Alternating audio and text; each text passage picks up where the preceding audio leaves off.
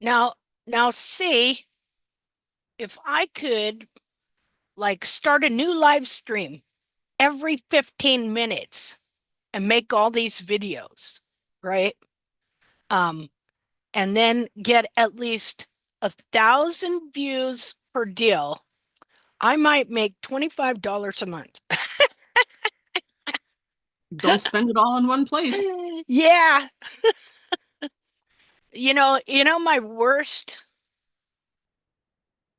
well, I don't think it's bad, but it can be kind of a hindrance is that I I can't market stuff, you know, and stuff. If I was a marketing genius, I could have just I could have made anything up and said I knew all about hooves and I could have made buku dinero.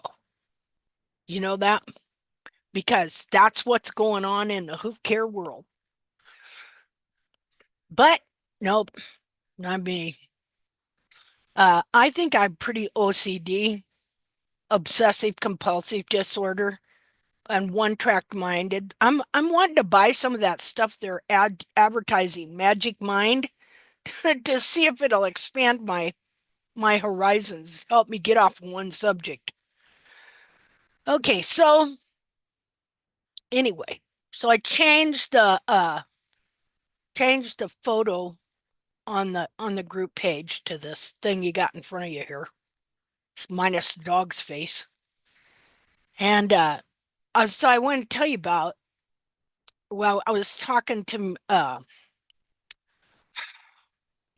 I need, hold on. I'm going to go get some water because my brain is not working. I need some of that magic mind.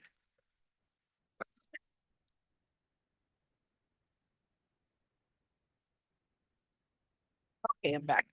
Um, I was talking about this sign I got here where it says, "Don't blame me, I'm no rocket surgeon."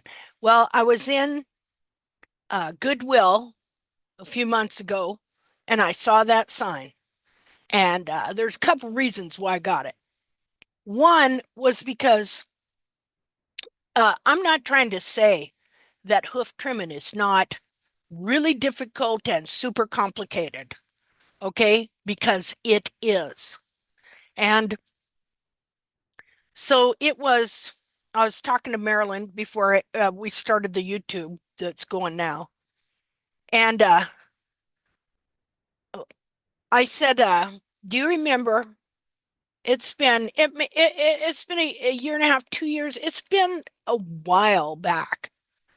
Um, that I said that this subject is worse than rocket science and brain surgery. It is worse. It is more complicated. It is more complex in and of itself.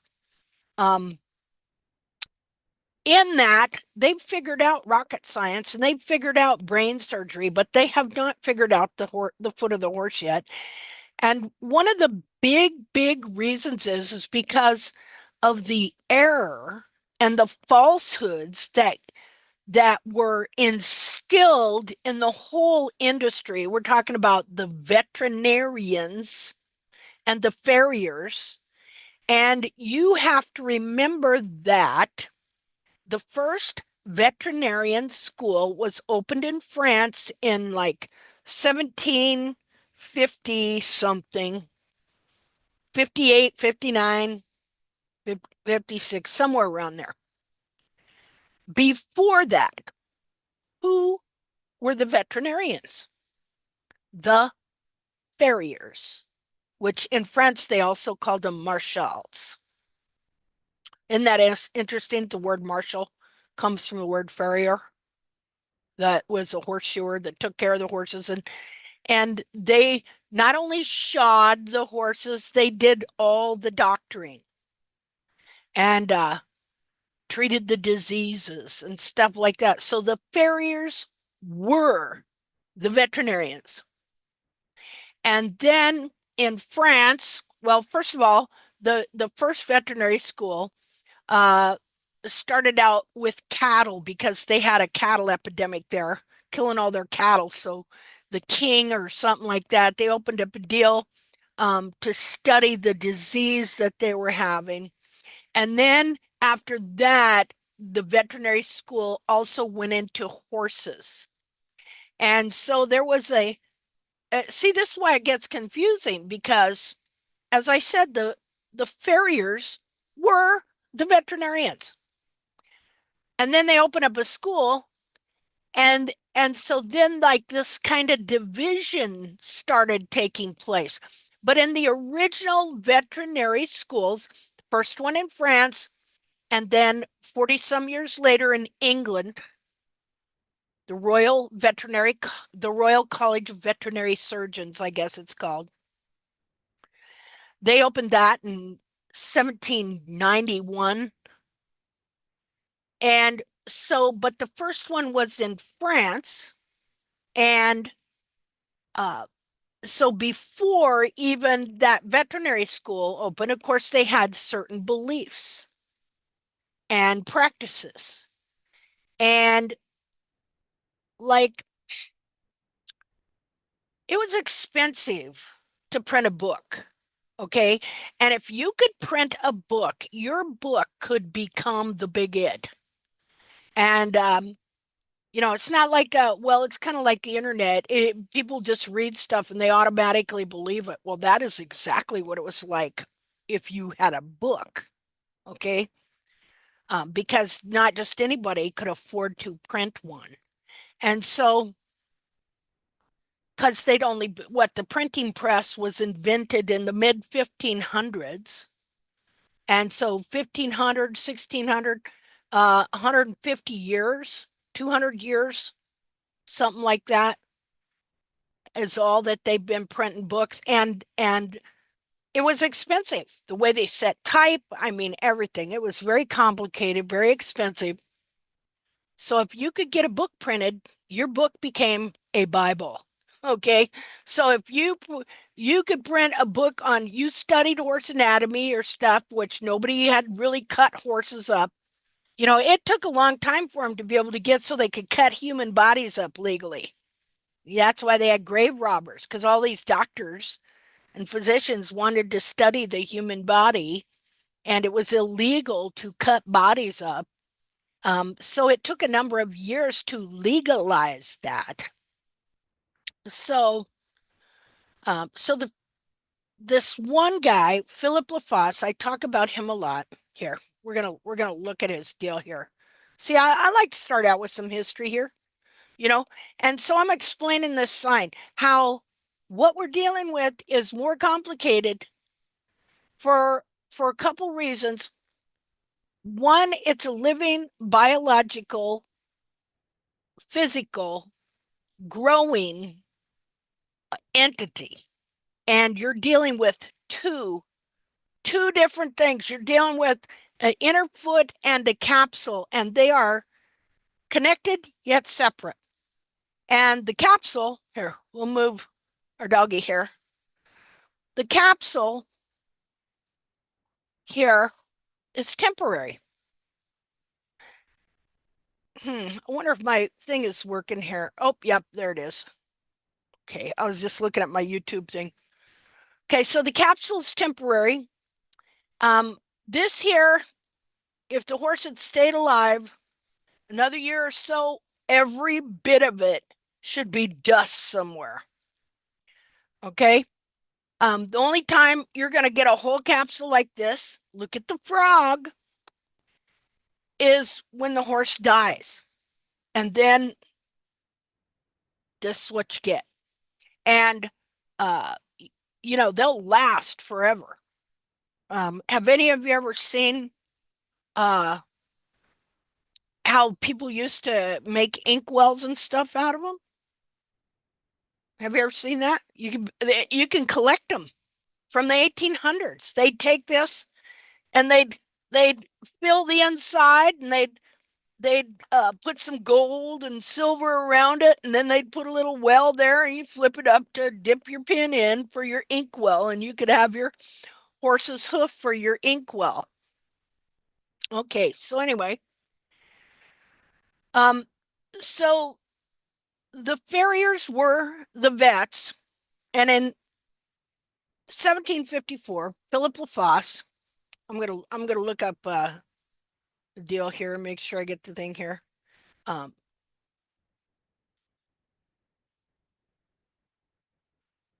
okay, let's see here. Let me do a screen share. Well, I got it here somewhere. Just a second. That the history. Keep going over the history so I can know it better and get get more accurate at it. Okay, so I guess I'm sharing that. All right. So in 1754, this dude here, okay, Philippe Philippe Etienne Leforçay from France, who was a farrier, the son of a farrier. Okay, he was really into studying anatomy and cutting horses apart and looking at their innards. And so he was born in 1738. He died in June of 1820.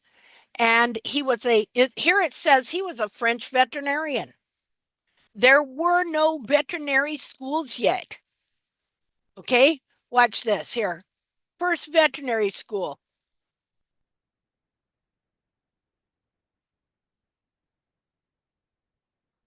Let's see what it says. Of course, I can't spell.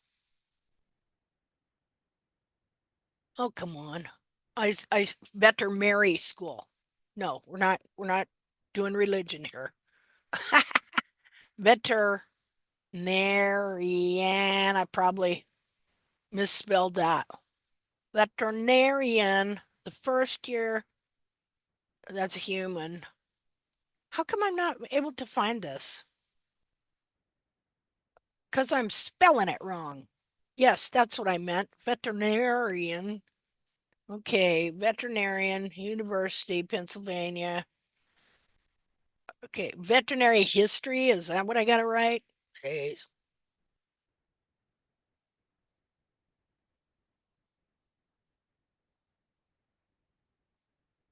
First veterinarian and medical profession. I know they got it here because I've read it on here before. Why are they messing with me for crying out loud? Well, let's just do French. History of veterinary medicine.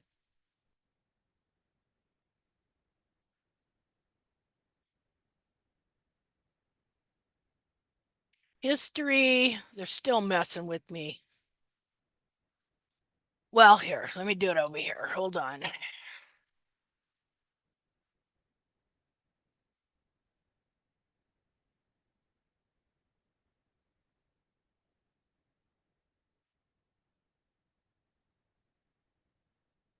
Just a second there. Brief history of veterinary medicine. Oh, that's not what I want.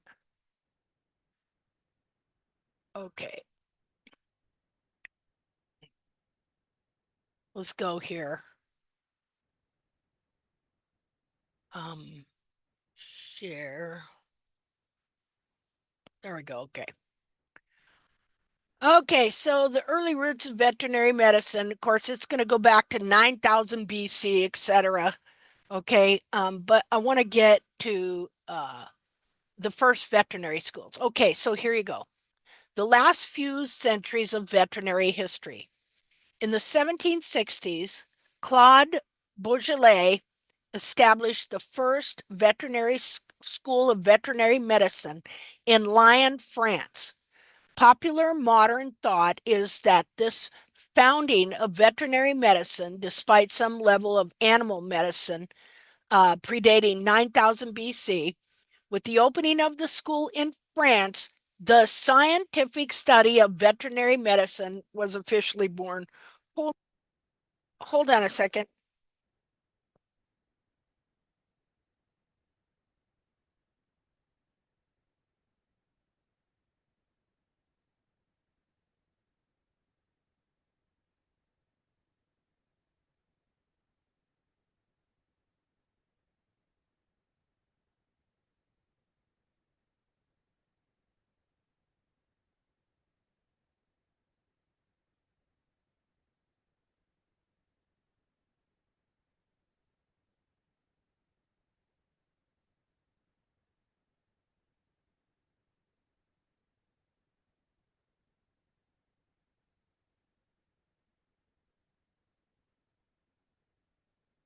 Okay, sorry about that.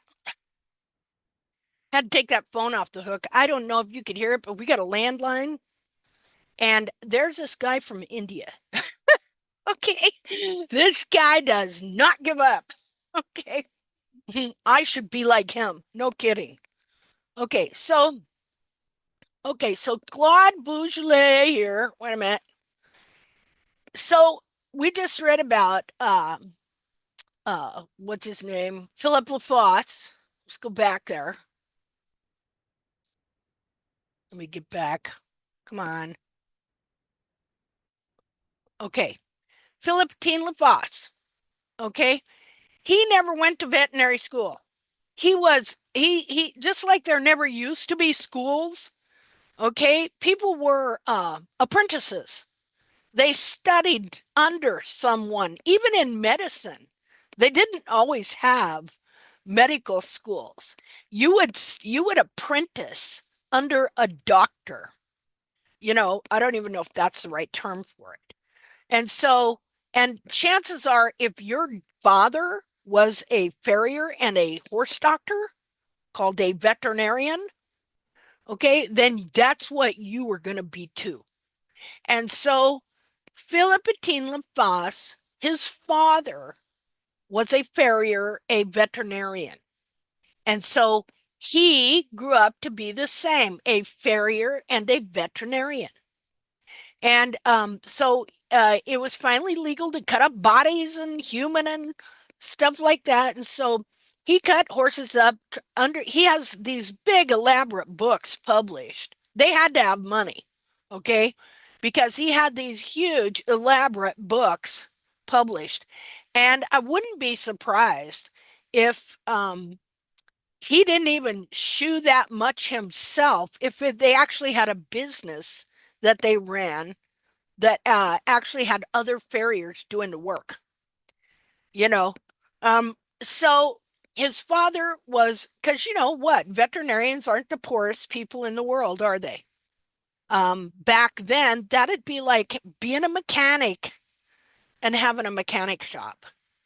So it doesn't say, I haven't found a whole lot of information on him yet.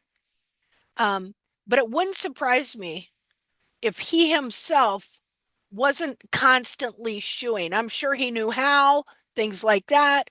But for him to be able to have one of these books published with these elaborate illustrations, and the books had to cost, a lot of money.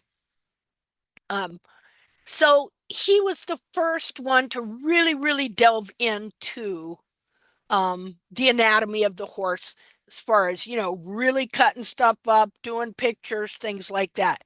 Um, you can actually see examples of his book and his anatomy drawings online. I've seen those. At one point, there was one for sale. I don't remember how many thousands of dollars they wanted for that. So, anyway, okay, well, and here it says too, I could have just kept reading, but I wanted to look it up to make sure. Okay, he says he is famous for a series of books on horse care, medicine, and anatomy, which feature elaborate and often highly abstracted illustrations. His works can be found today at the École Nationale Vétérinaire de Fort. If you know how to speak French, you're better than me. France's, I can do an accent maybe. France's oldest and most prestigious veterinary school. See, I should have just read that. Okay, and hospital on the outskirts of Paris. At the time of the school's founding, 1766, and Lafosse's work, Lafosse's work, he published his first book in 1754. Okay. So his book had been around for 10 years before this school was founded. Um, Horses, at the time the school was founded and Lafosse's work, horses played an important role in French economic and military success. And as such, many scientists devoted careers to the study of equine science, especially the feet. That's where the whole saying in England, that saying comes from England, I think. No foot, no horse. It's a uh, an old English proverb, as they say. Now, there isn't a whole lot about him here. So, but he did not found the vet school. And until the vet schools were open, there was no formal training other than you had to apprentice with somebody who was already a vet. And so, and one of their main roles was farriery. Like you really didn't have a horse doctor that wasn't also a farrier or knew, the principles of farriery and stuff like that. So this guy was the first one to come up with the idea of frog pressure, that that the heels should be lowered always to obtain ground contact with the frog, and that the horses um should be walking on their frogs. And when he published this, originally all the farriers in France come out against him and refuted it. Now, he wouldn't have been taught like that either because he's the son of a farrier. So all his life up until that point, he would have allowed ample heels on horses because it was known, believed, and practiced that horses had to have heel and their frog off the ground, not on the ground. The very opposite thing of what this guy out of the blue comes up with. And here's the interesting thing about it. Uh, they crippled horses when they did it, but they kept doing it. Like they just come in there and just take a sound horse and just boom, take his heels off and cripple these horses. So they decided, okay, well, they would do it slower and more gradually. And from that time, we have had nothing but problems and lameness with horses. Um, so the interesting thing about this was now in a in the 1760s, this guy here, which I believe he was oh one of the higher class, he was a horseman. He was not a doctor. He was not a horse doctor. He was not a farrier. But he either he established the first school of veterinary medicine in Lyon, France, and uh, he did not like Philip Lafosse. And they talked him down all the time. They talked his work down. Yet they adopted a lot of his ideas. And one of the ideas they adopted was that the frog should have ground contact. And so then this school is open for the next, what was it? Okay, well, let's go down here. As human medicine flourished and progressed through the last few centuries, so did veterinary medicine in the 17 and 1800s. We discovered treatments for cholera, typhoid fever, and tuberculosis, and that doctors need to wash their hands or they're going to give you childbed fever and you and your baby will die. There we go. We could then apply those treatments to protecting farm animals and from these same diseases. In Britain, the field of veterinary medicine had its roots in the Olden Hand Agriculture Society. The society was the first to apply scientific principles to the treatments of animals.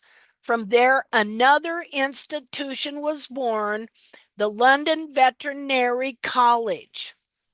Now, if you look down here, it says in America in 1863, the American Veterinary Association came into being. So it was a full 100 years before we opened up a veterinary college up here. So over here, who were the horse doctors? The farriers. And so, would you see the timeline here? That, well, what is that? If we were to take 1791 minus 1760, when did he open it? In the 60s? 1760, what would we get? 60, 70, 80, 90. Okay, 30 years. 30 years that the French school, because if you were in England, who did you want to be like? The French, right? Because they had all the class and the language, and the upper classes in England, looked down on anybody that couldn't speak French. And all the nobles and this and that and the other, the French were the uppity ups. It'd be like being in Rome back in the first century. You did everything you could to be like the Greeks because they had the very special writing, the Greek language, Greek philosophy, all this kind of stuff. So if you're in England at that time, you wanted to be upper class, you want to be a lady or a gentleman or whatever, then you wanted to be like the French. You wanted to speak French, even though they were warring all the time and pretty much hated each other. Okay, so Claude Beaujolais, he establishes this veterinary school and pushes this doctrine of frog pressure for the next 30 years. So then by the time the 1800s come, they're having so many problems with horses with contracted heels. Okay. And so that's when you get this deal of Bracy Clark, who was one of the first graduates of the French veterinary school, or not the French, the English veterinary school. Just a minute here. We'll look him up.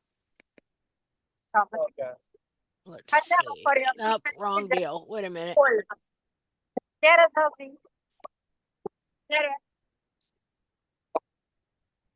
Okay, so Internet Archive is an awesome place to find books uh, on the history of horseshoeing, the history, different things like that. And so, okay, so I'm going to look up Bracy Clark here.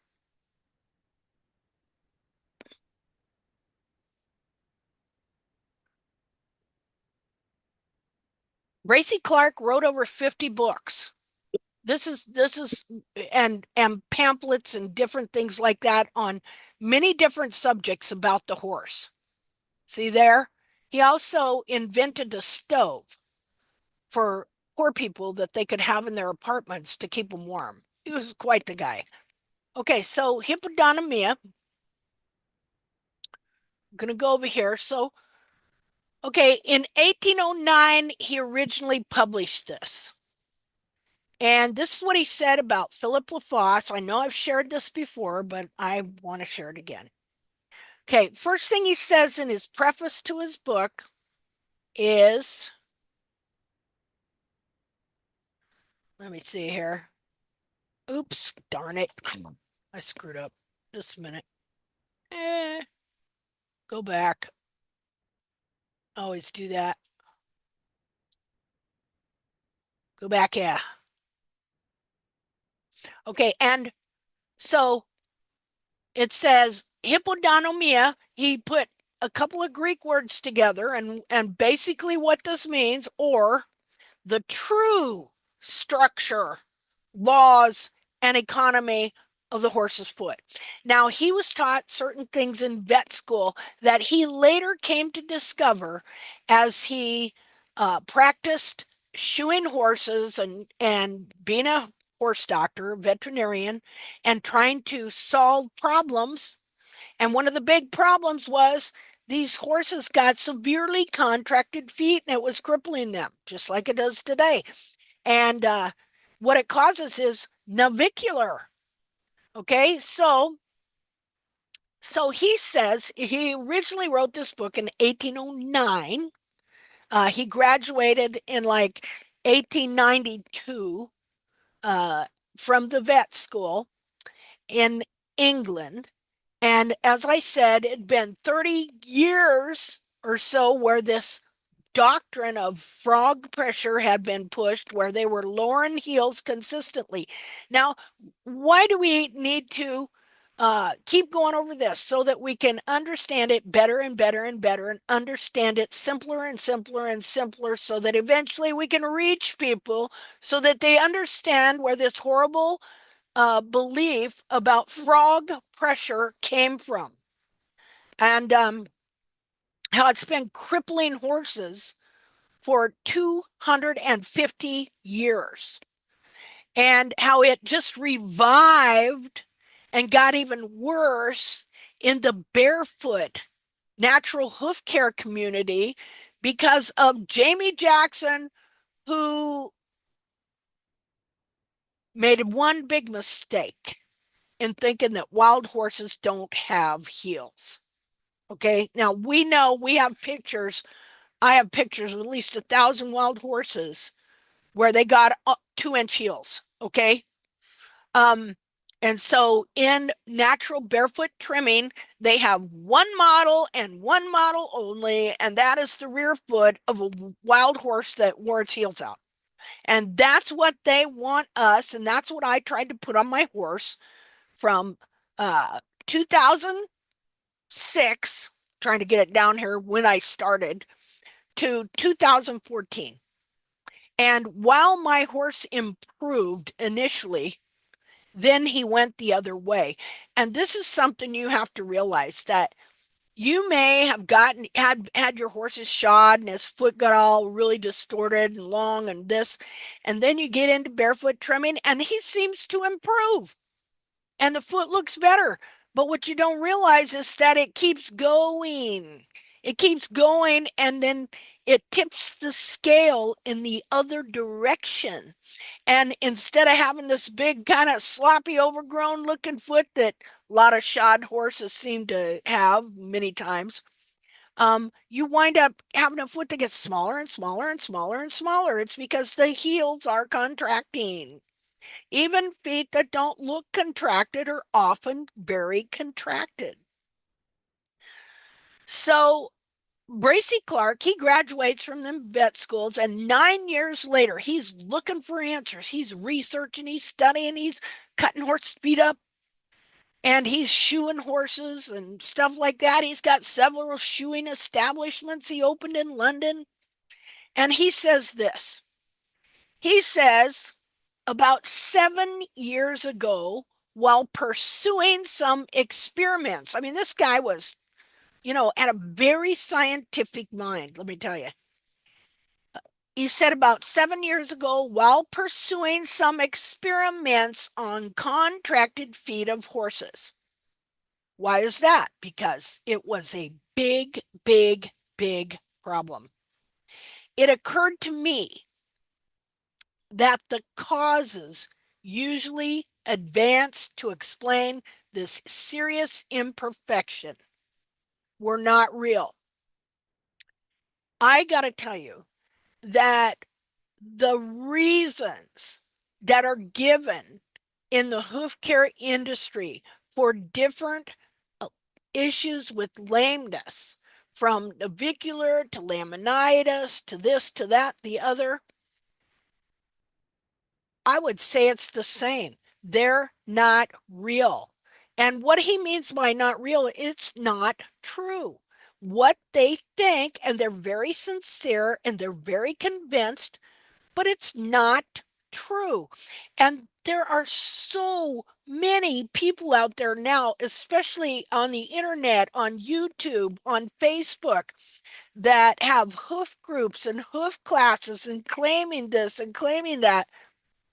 and they sound like they just absolutely know what they're talking about.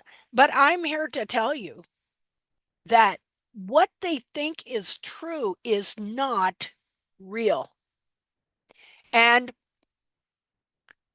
I can prove it, not with drawing a picture of what I imagine the foot to be and how it works, but showing you in real time on real feet with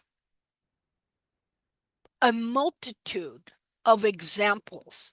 And what we're seeing uh, in my own life with my own trimming and in other people's that have been with tact for a while is we are seeing uh, concrete evidence of this.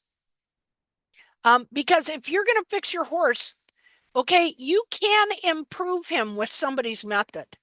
But then you can wind up going the other direction if you don't know what you're looking at.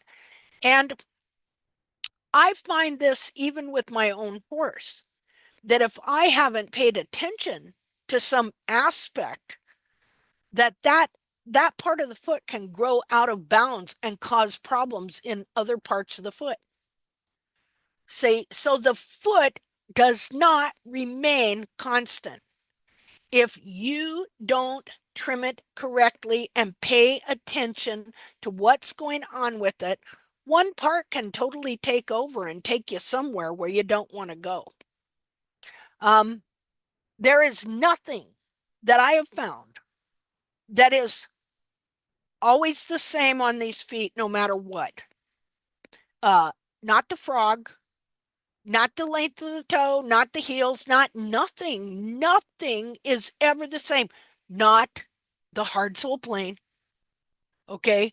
Nothing is ever constant on these feet because you're dealing with two objects. You got an object, an internal object that can be in and of itself deformed, that grows the object you deal with on the outside.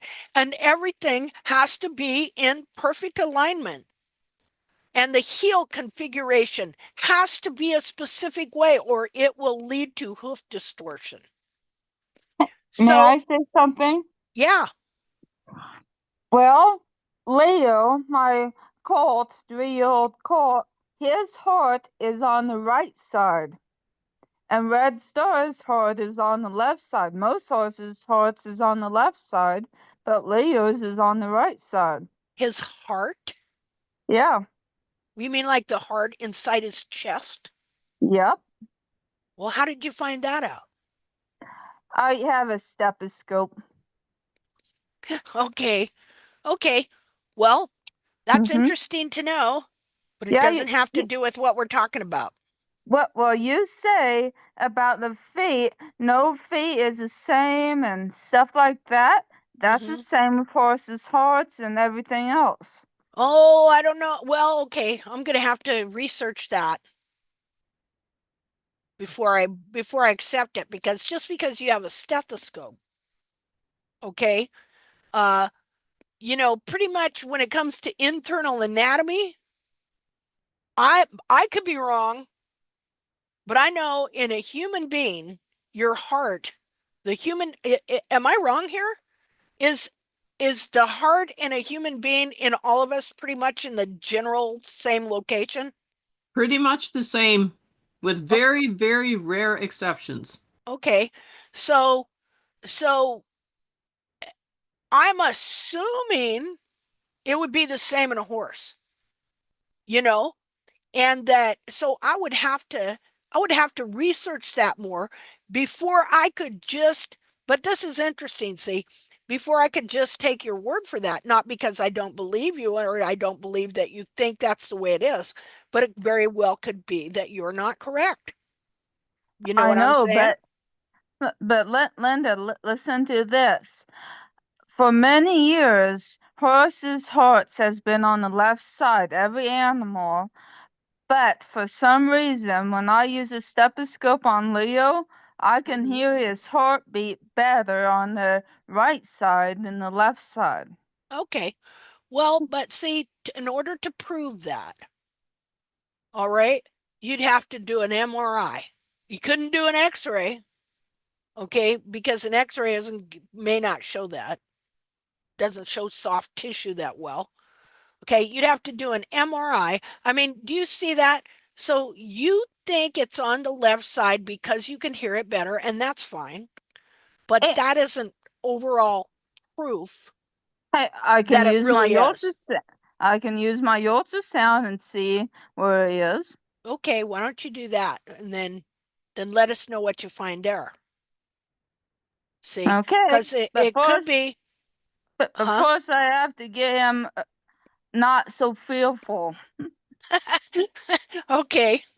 Okay, well, when you get and even then, okay, it could be an anomaly to him. It would not mean that all horses have their heart in a different spot. You see what I'm saying? But do you see how because of the conclusion that you have come to, let's say you were in a position to write a book about this subject and nobody else knew about it. Okay? And you wrote a book and then that book gets out there and then you got everybody believing that horse's heart can be here, there, yon, you know, and stuff like that. And then later they do a bunch of dissections on a bunch of horses and find out it's not true. See? That there was some other explanation for what you said. Okay? But because you were able to, let's say you got in a position of teaching in a school and you had come to this conclusion. See, see, this is a good example of how somebody can draw a conclusion and it may not be true. You know what I mean? So, did you get mad and leave? She get mad at me and leave? Oh well, but people see how somebody can come to a conclusion it may not be true, and we don't have to believe what they say. Okay, there is more to it than that. You know, now very well could be that her horse has his heart on a different side. Who knows? You know, but you would have to do some major research and study to see if that was true. It couldn't be something you just come along and say, this is the way it is for all horses. See what I mean? But in the way that these vet schools started, their ideas started with one or two people and then got entrenched in the doctrine and in the teachings of the vet schools. And nobody ever wanted to back up on it except for Bracy Clark. See? So he says about 7 years ago, while pursuing some experiments on contracted feet of horses, it occurred to me that the causes usually advance to explain this serious imperfection. See, he says it is a serious imperfection. We recently had a video on the Hoof group where this guy, he called it excavating a foot, okay, where this horse's heels were so contracted it was just terrible. Okay. And he didn't even say they were contracted in the video, which I thought was really, and at one point I thought he said the heels were prolapsed, whatever the heck that means. You know, I know what a prolapsed cow is, you know, when their uterus prolapses, because I've had to shove them back in there and take hog, oh, I forget what they're called. They look like giant staples and then you shove, you put on a big glove and you got that cow there and you take that uterus and you shove it back in and then you take these little hog, I forget what they're called, they look like staples, and you staple them up so it don't poop out again. So I don't see how he's thinking the heels are prolapsed or whatever, but anyway, he says and that, in fact, the accidents, careless, idle habits, and wanton tricks of the smith sounds like a mechanic, doesn't it? You know how we none of us trust mechanics? Is anybody, any of you like me? You're very leery of mechanics? You know, people that fix your car. Anyway, You're not alone. no, I'm not alone. Thank you. Thank Right. you. Well, the thing is, it takes so much knowledge, right? And Yeah. I don't trust men. Yeah. It's like trusting a farrier and you hand your Yeah. car over, you know, Exactly. See? they So, think they know what they're doing and they're so confident about it. uh-huh. Yeah, and plus they're known to cheat and rip you off. Sorry, but it's just a fact. And Well, so isn't that what farriers are doing? Chopping horses' heels off and making them lame and then charging $100 more a visit to add pads. pretty much, yeah. And but most of them don't know that they're the cause of the problem, you know. But you have mechanics that purposely will mess up with your car so they can sell you a new engine, you know. We ran True. into that a year ago when we had the car in for some relatively major preventive stuff, Hmm. and the mechanic tried to convince us that there was some other stuff going on with it. It would have cost us another $3,000, and we said nope. Nope. Yep. See? Yeah, that stuff happens all the time. Well, guess what? Back in these days, they did it on purpose. Okay, he describes it. What they would do is somebody come in with a high dollar horse, okay, and they would do stuff to gradually get this horse so he was unsound, so that then they could buy the horse and resell the horse. And like with contracted feet, they had a way of, okay, you know what we've been doing with the heels and trimming them over, okay, to just help the foot expand. Um, they would do similar stuff like that to make it look like the heels were not contracted. Now, in our case, it's working great for me. All right. But in their case, they'd widen out the heels, make them look uncontracted, but they're also taking the heels down, which even makes them more contracted at the next trim. Okay, so anyway, so Bracy does these experiments to prove this fact, and then he mentions Lafosse over here. He says, uh,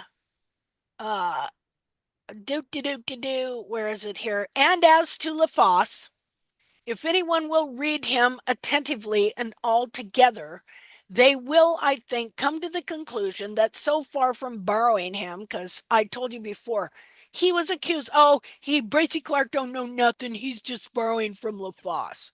See, so he's writing this preface to this book. This is actually, he published this book in 1809, but this is a republishing of the same book with a different, slightly different preface where he adds a bunch of stuff about what was going on in the vet schools and how they were actually keeping the truth from coming to light. Um, it says, and as to Lafosse, if anyone will read him attentively and altogether, they will, I think, come to the conclusion that so far from borrowing him from him, I have allowed him to know what he never really understood.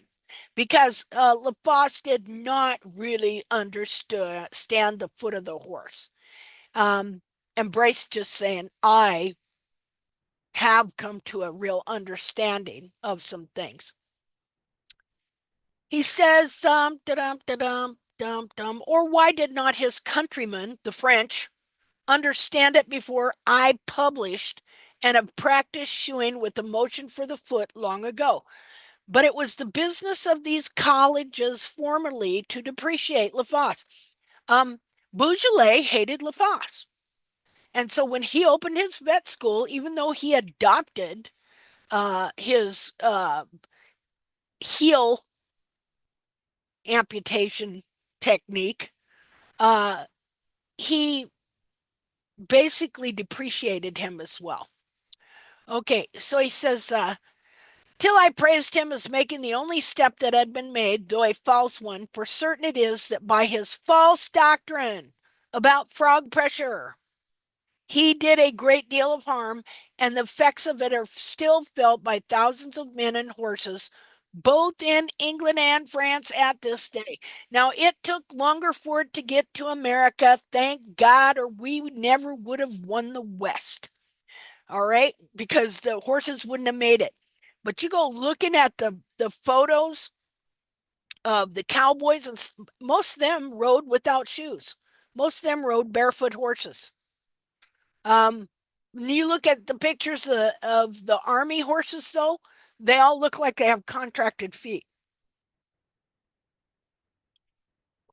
So I guess, yeah, the teaching did make it over there. So anyway, we wouldn't have settled the West. Let's put it that way. So that's one thing horses did for us. Okay, so anyway, so frog pressure is a real problem. Frog pressure causes contracted heels. So we're going to look at the proof of this that we found here several years ago. Just a second here. A, B, C, D. Huh.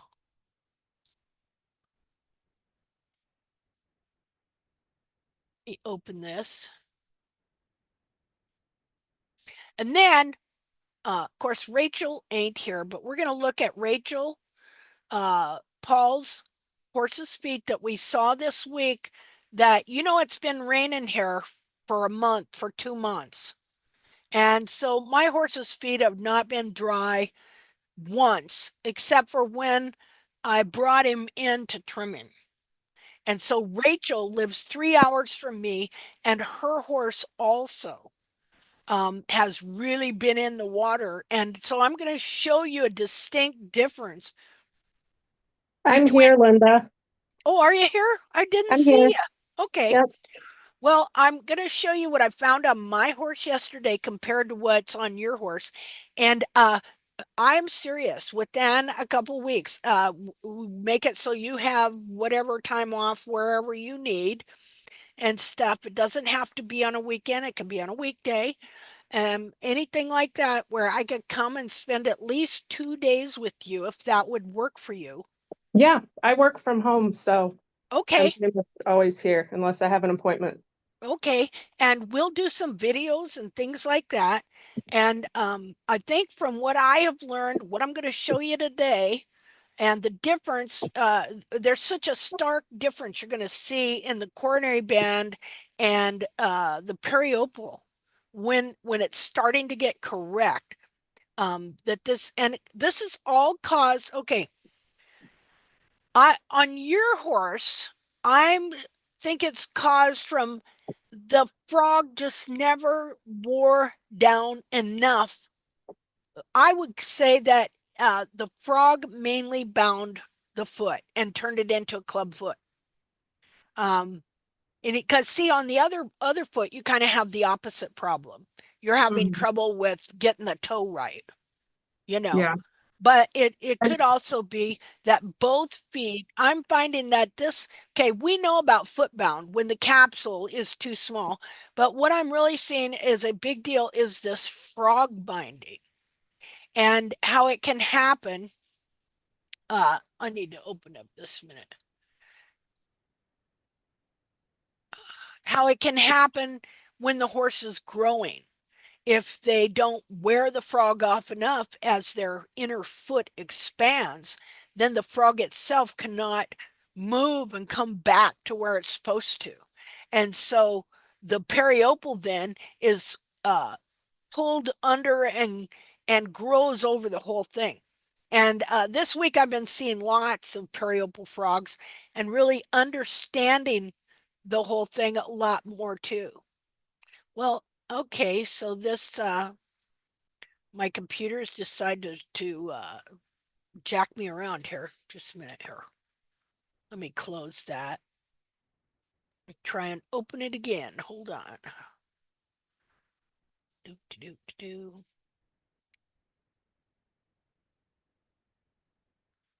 Let's see.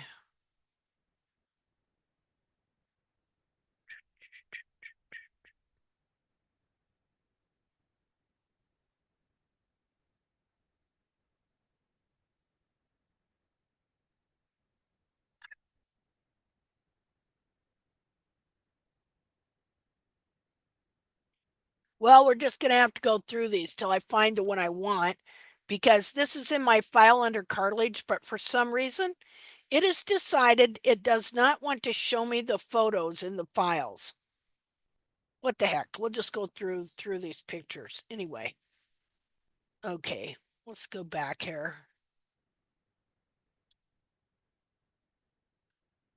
Okay, where are you, Zoom? Okay, share.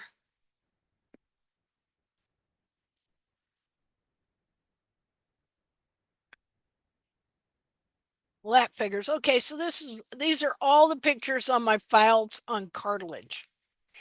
And so we're just going to go through some stuff here. Okay, so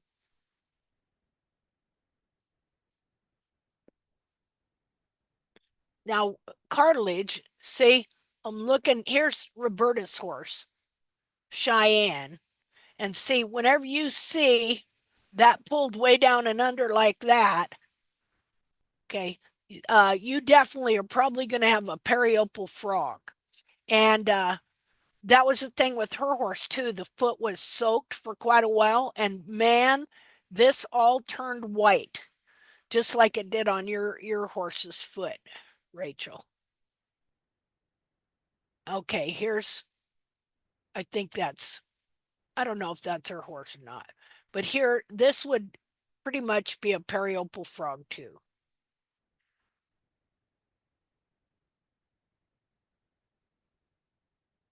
Okay, so we're going to look at this again.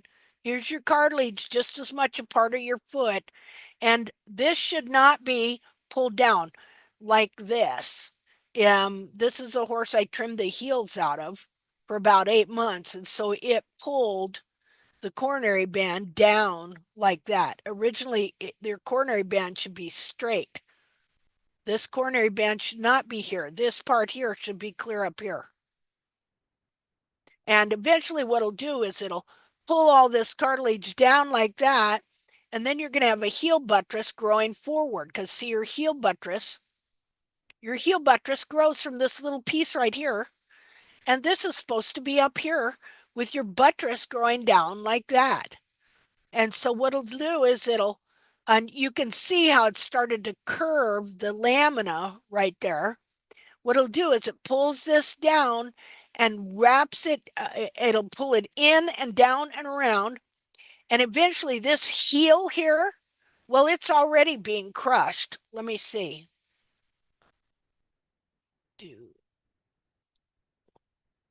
Okay, so you can see the lamina is going like this. See, here's the lamina on the heel.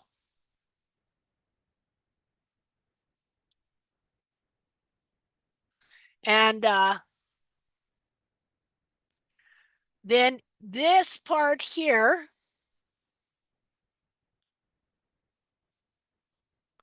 here, we're going to bring this down. Here's the coronary band right here.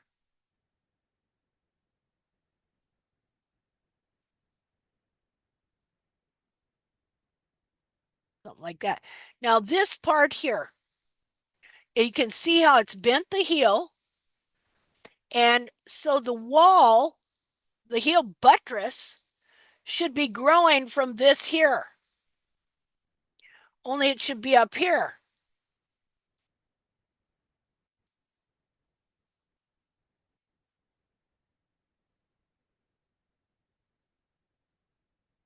Get it up here, and then your heels, it's probably too high, but your heels would be more like this.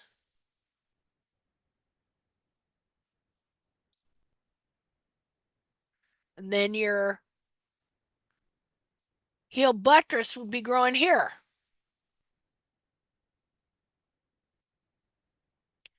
Attached to the back of your heel. That'd be your heel buttress. That is how that is supposed to be. Let's see. Kind of got this messed up. Just a minute. Be like that. And then you would have, look here. Look, you would have uniform sole thickness. That's not very good. Under there. Like so. Okay, let me undo that. So, let's see here. Keep going here.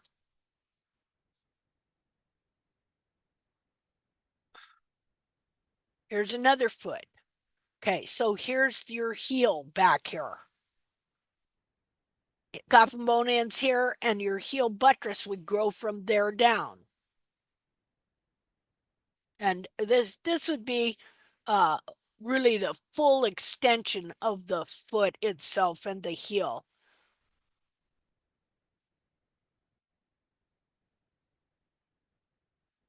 So, okay, here's what I'm looking for. This is what I want to show you about what frog pressure does. So, this gal accidentally cut the heels out of this horse. And so then we had her take pictures. She misunderstood what tack was about. And then we had her take pictures. And this shows the progression of how false heels are made and how the foot wants to stand up. And so what does it do? It takes the heel here and it literally wraps it around behind. So it is contracting the whole back of the foot and pulling this wall here around behind. As the hairline moves up, wait a minute here.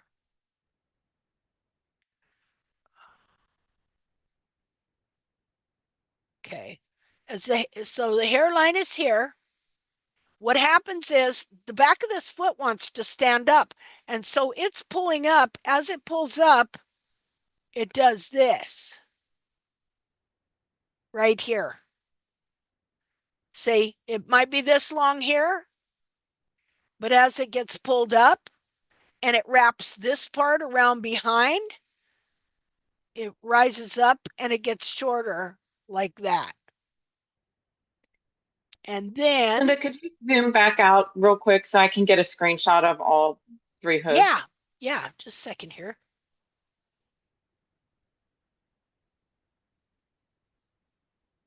There you go. Thank you. Let's see here. Okay, so this foot, let me see first if I can find pictures. This is what this foot looked like this. You see where the cartilage is up here? This cartilage here wants to be up here. Just like, same example, you take your nose, you press it over the side of your face. What's your nose want to do? Your nose wants to go back over to where it's supposed to be in the center of your face. Same thing. You can go ahead and trim this heel out here, but this foot is going to want to stand up here because that's where it's meant to be. And so when you come along, and I think I had some pictures of this foot. Well, this foot was like this. See there? How the cartilage is up here?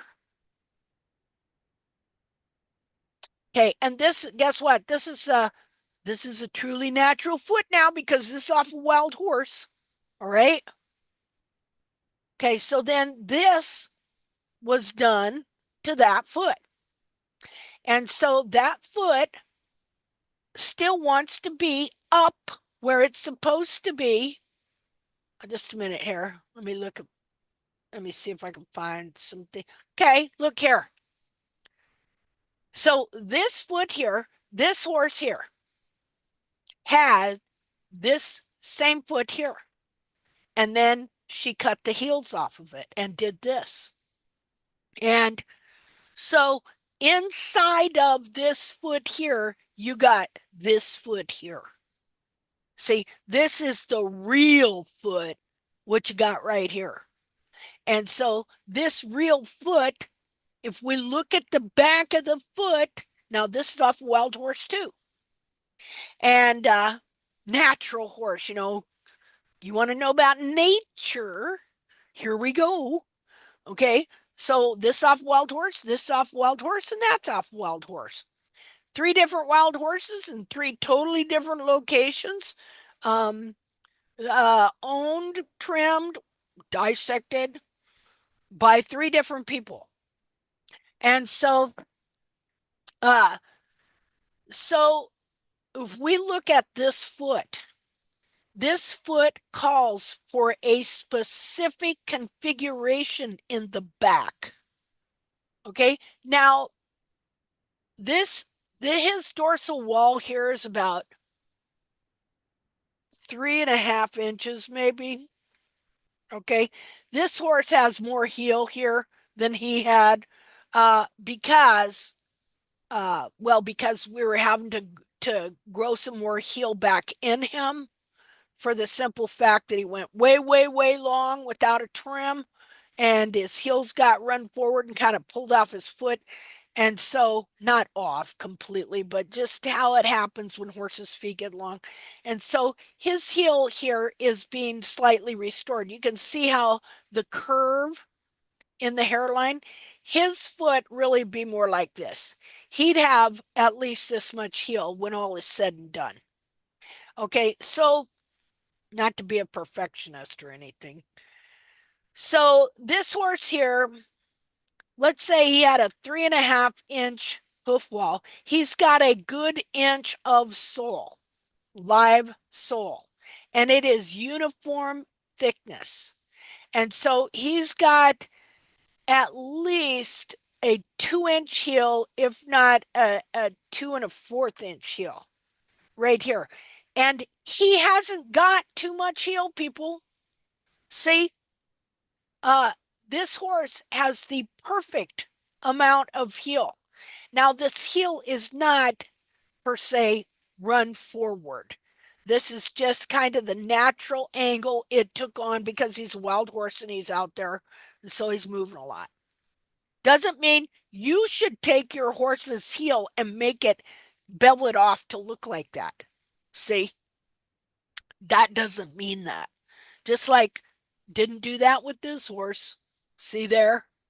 Because we don't want to do that, because we don't want to pull his foot down back here. We want it to be up where it's supposed to be. See? Okay, now you see here, I want you to notice something. Let me do annotate here.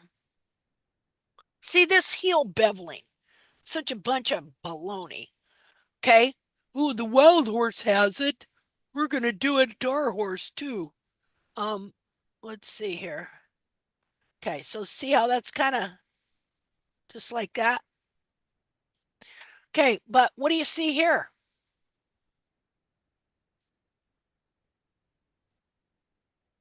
The foot don't have that, does it? So why do I want to put something here that isn't on my foot? Because I don't want to make this so that it wants to rock under and pull forward. Just because the wild horse did it doesn't mean that's the best thing that ought to be done to the horse's foot and to my domestic horse. I don't want to encourage this heel to want to go more forward. See? Now, yeah, if you understand structures and mechanics, can you see how if you decided to keep rounding these heels off, how eventually this, because what's going to happen when this buttress gets pulled and pushed forward down here? It's going to pull the back of the foot down this way. We don't want that. Now, the foot will hold together and the periople will do certain things and the horse will survive. But I don't want my horse's feet to be in the mode of survival. I want them to be in what is perfect for his inner foot here. See, and if you look at foals, they're not born with heels that are beveled in like this. This is just the quote natural result of traveling a lot. Okay. And what happens to these horses then, if it does happen to where all this gets pulled down, well, then the foot will go into a mode of self-trim and correct itself. See, because they don't want this part of the foot, this cartilage and all this, to be pulled down here. See, they don't want it clear down here. Let's see here. So, see, I'm not, though I'm annotating on this, I'm not drawing a picture for you. At times I'll draw a picture to explain stuff, but most of the time I want to use an actual foot. See, to where I would explain stuff because you know what? A picture that I draw is a picture that I draw. It's not the foot. And so you have to be very careful when you got people just drawing you a bunch of pictures and explaining stuff to you because they may not understand what we're looking at here. This whole foot covered with skin. Now, again, that hoof capsule is temporary. I could pull it off and wouldn't want to, but it's happened where the hoof capsule has come off and the horse has grown a new hoof capsule.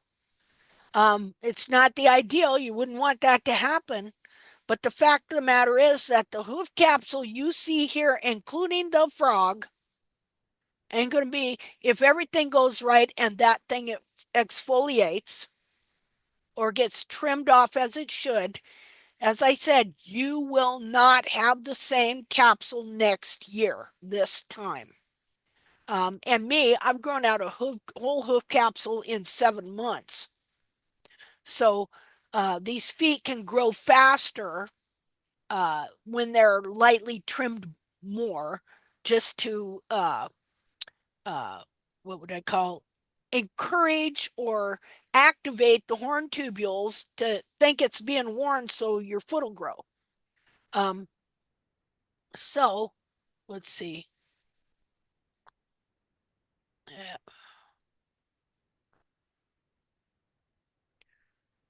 Okay, so some different things we're seeing here. So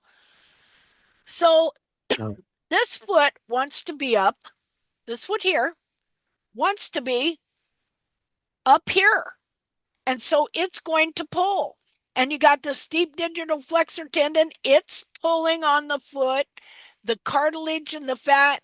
Everything is pushing, lots of pressure. This foot wants to be up here.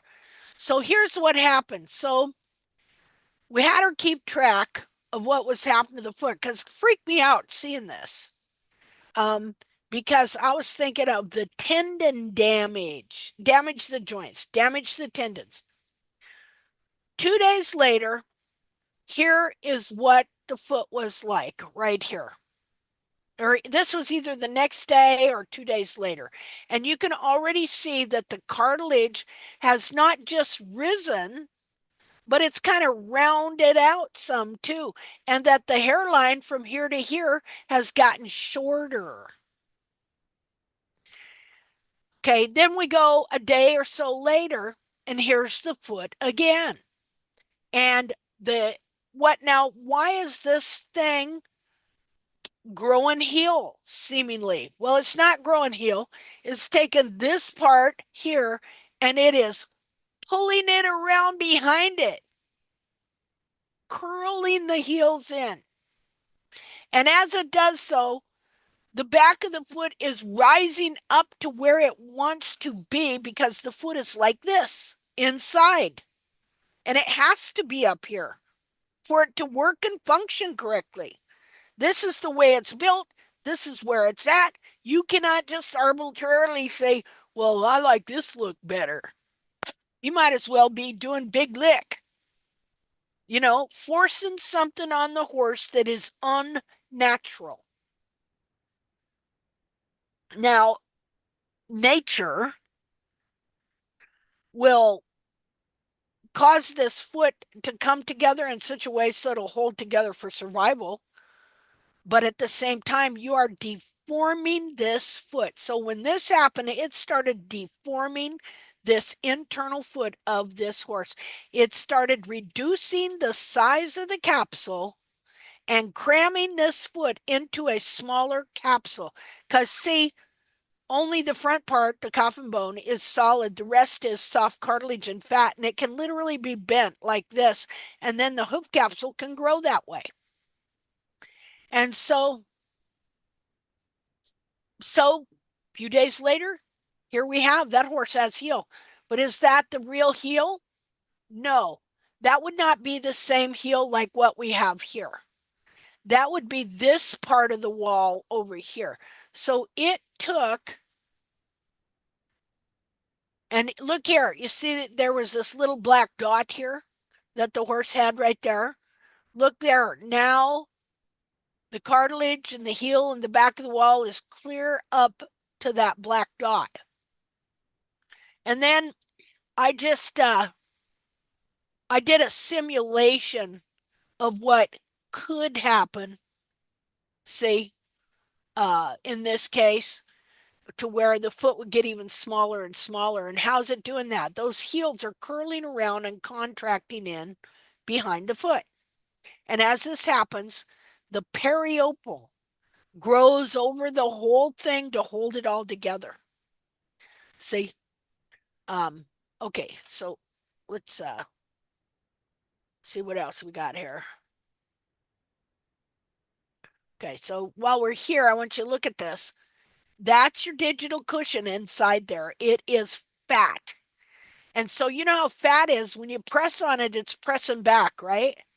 So not only are the cartilages bent down and compressed, but everything is pushing and compressing in this fat here.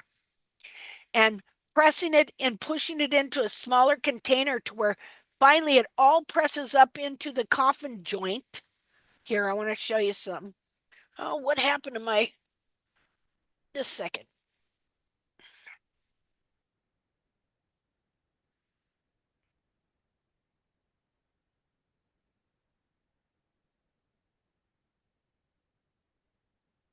There we go.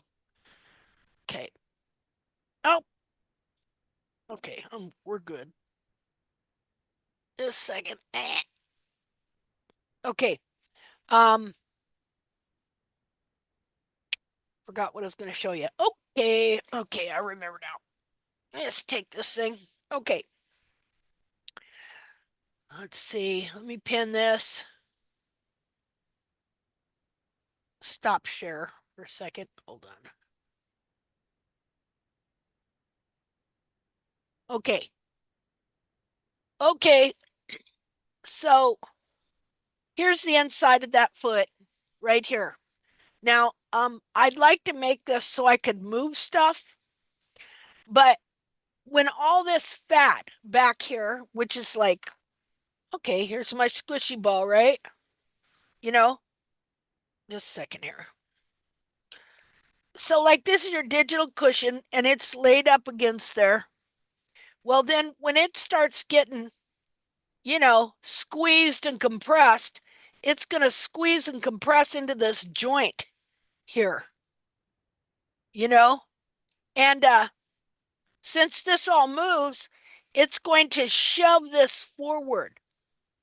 When it shoves this joint forward, the coffin bone here is going to go like this. It's going to be pressed down like that. Like I was saying, I want to make one of these so that I can literally turn it on this joint here.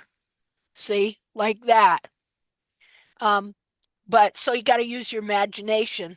So when all this digital cushion fat pushes up into here, because you're making the capsule smaller and it's compressing the foot, all the stuff, the internal things in the foot, and that fatty digital cushion. Okay, and the frog too. It's pushing the frog under and forward and up into the foot, pushes this all forward to this joint, and this foot bends like let's see, let me get another one here.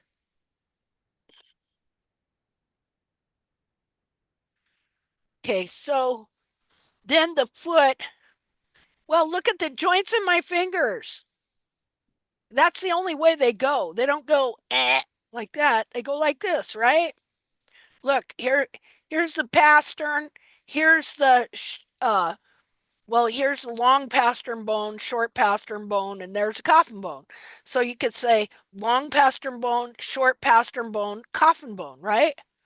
And so when all that pushes up into there, this bone goes like that. It forces this bone down like that. See?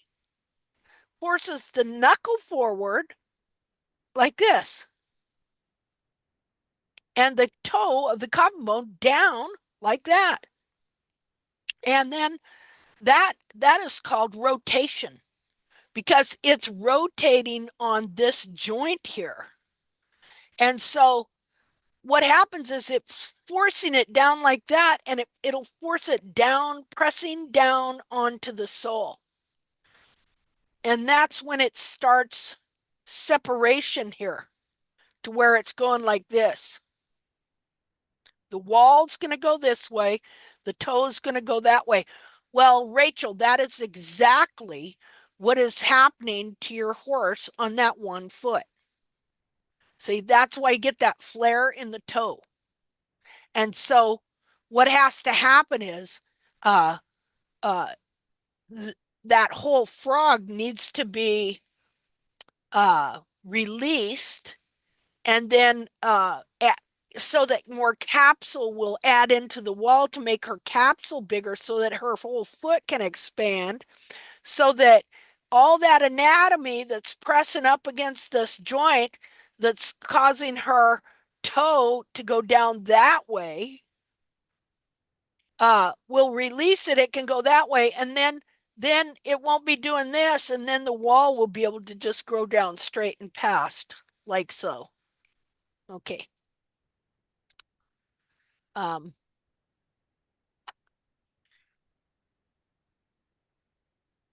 Alrighty then.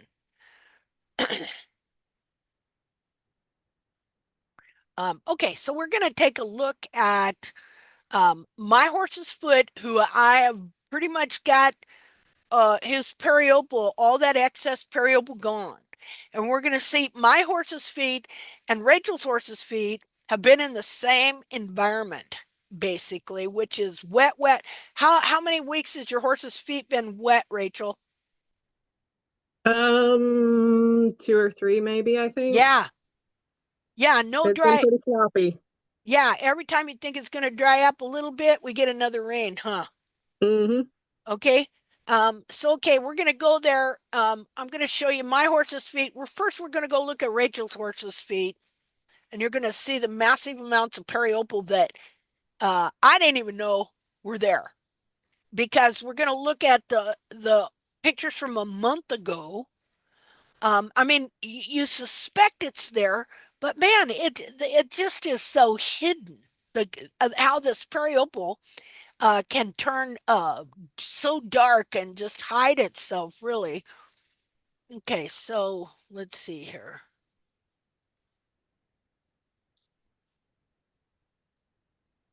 I got to get into Facebook, so hold on.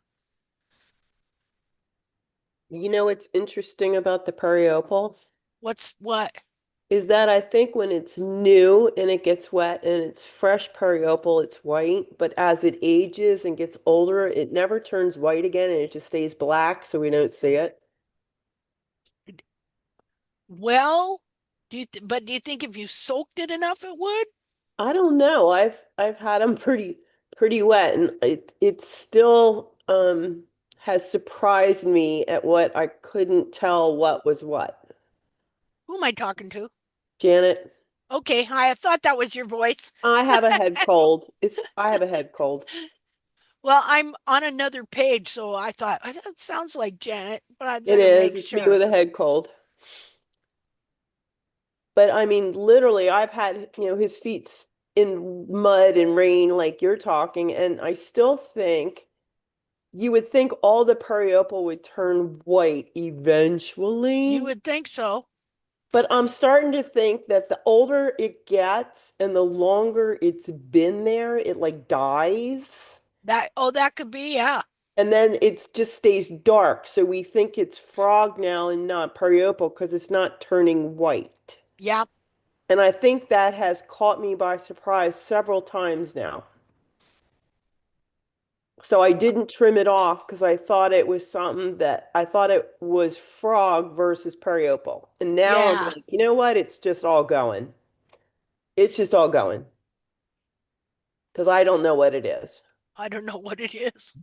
I don't know what it is, but as long as I'm not getting down to pink and I'm not getting down to any danger zone, it's just going Yeah, on my hoofs, the ones I know I can do it on, not on everybody, but on mine. yeah. Well, and we always got to remind people too, if you're at a stage where you're needing to grow in capsule, Right. be careful of what you trim off in that regard. Um, And it's just, I think it's very deceiving and deceptive that we just assume that the periopal, when we wet it long enough and whatever, will turn white. And I'm not sure that's the case with all of it. okay, well, that's something to be aware of for sure. It's just something to think about and start paying attention to. Does it always turn white or does some of it just stay black because it's so old? Yeah, that could be. Okay, now I just got to find it here. I didn't think you were that far away down. I guess I need to go type your name in. Just a minute. Ah,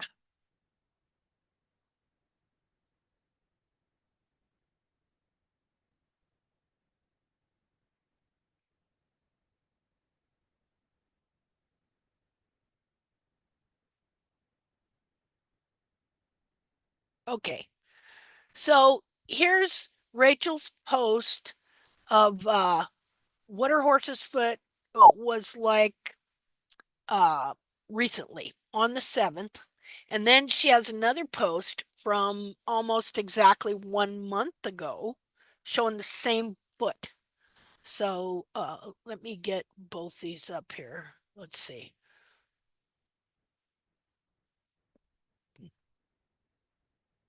Oh, second here. Oh,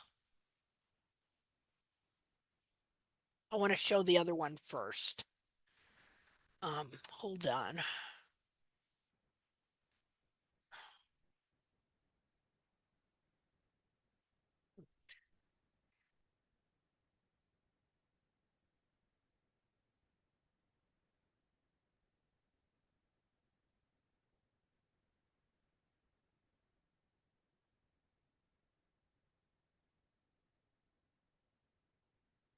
Hmm. Okay. Well, here I did some comparison shots, so we're gonna look at those. Okay, so here you go. Share. Okay, so this is a month ago. Now look at how black this is back here, Janet. I you I'm wouldn't think. listening. I'm listening. You wouldn't think. But see, from being in water for almost a month, okay, now it looks like that. Um, this part back here, like I can understand this part turning white for sure, but this part, well, and now look at behind and look at that. So this was a month ago when she trimmed, and now look at that crazy amount, and look how the foot expanded, was able to expand. She also took some heel off in here. and that helped, and the foot expanded. It's wider here between the bulbs. The cartilages here are wider, but the amount of periopal is amazing. Now, I want to show you Valor's foot yesterday that has been soaked, and it's been white. It's been white all these this month or 3 weeks, 4 weeks, whatever it's been. And but now here's something interesting. So let me go find the photos here. Oh, please. Okay, I turned that on. Oh, good, it showed right up. To give you example, I'll give you some early examples of valors. Let's see here.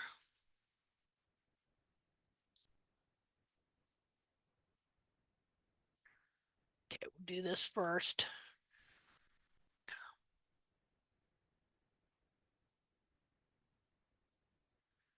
Okay, so this was in, let me see here. Okay, this is in December. We had some rain or I might have put a boot on this foot. Can't remember now, but you can see the periopal there, how it turned white.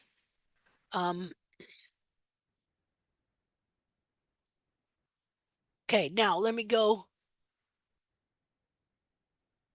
Now, at one point, I had a whole periopal frog, which got rid of most of that a while back, but let's see here.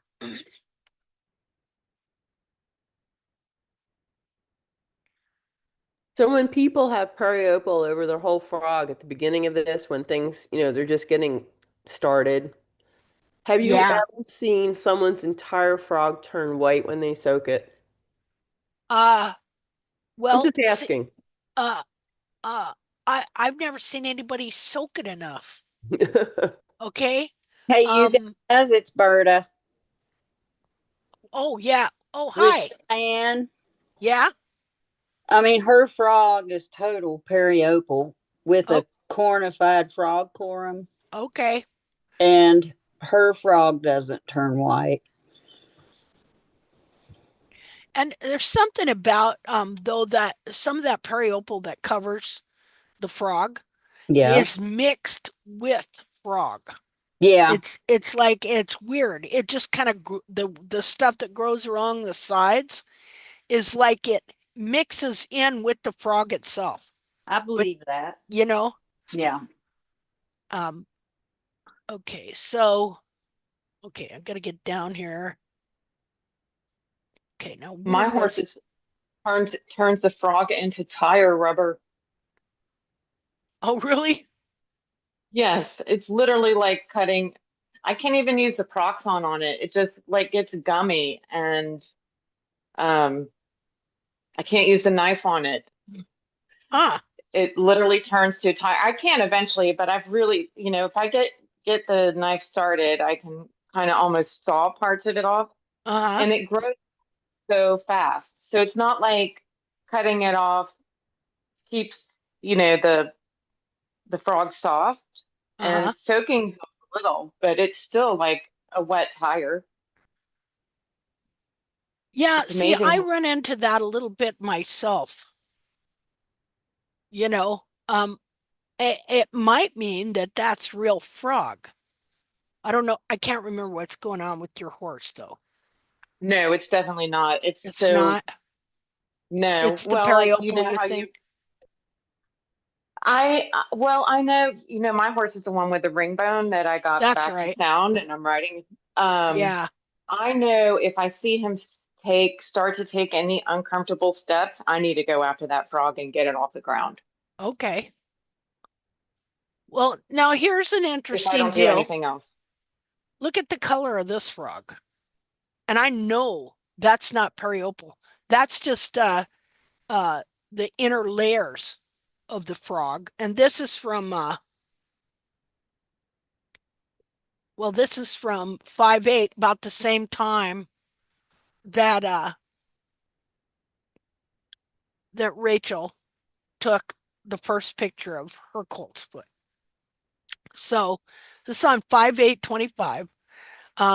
So none of this in this case is periopal. My periopal is reserved to this area right here.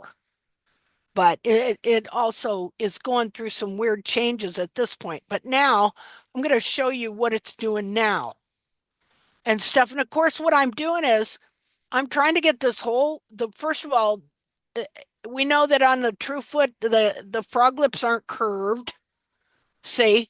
So I'm trying to get the whole foot to widen up, these bulbs to widen up, and these frog lips to straighten out, and the whole frog to come back through here to where eventually this frog will be filling up this whole area here. I won't even have this part of the coronary band and bulb. It's going to be clear over here because my heel buttress is actually right here and right there. And that's why this is curved instead of straight.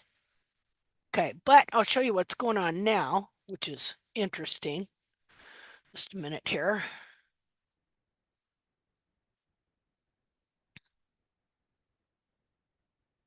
Let's see, what are you?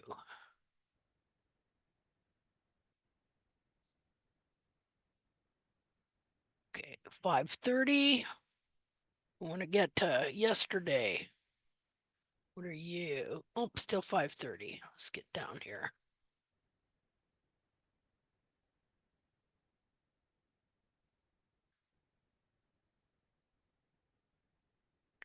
Just a second. What are you? Okay, 6/9. Here we go. Now I just brought him in and have cleaned up his oh, wait a minute. I'm on the wrong foot. Hold on.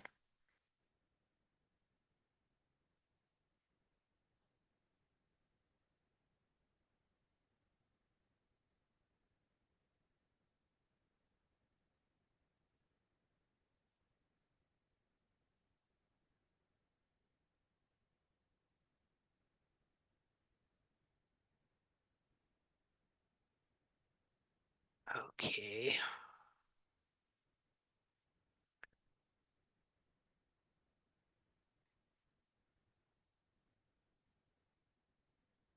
Okay. Here is his foot now. And it has not been dry at all. And I just brought him in. In fact, you can see the water on the floor. News share? Oh, yep. Get in there. Okay, where are you? I got lost here. Just a second. Share.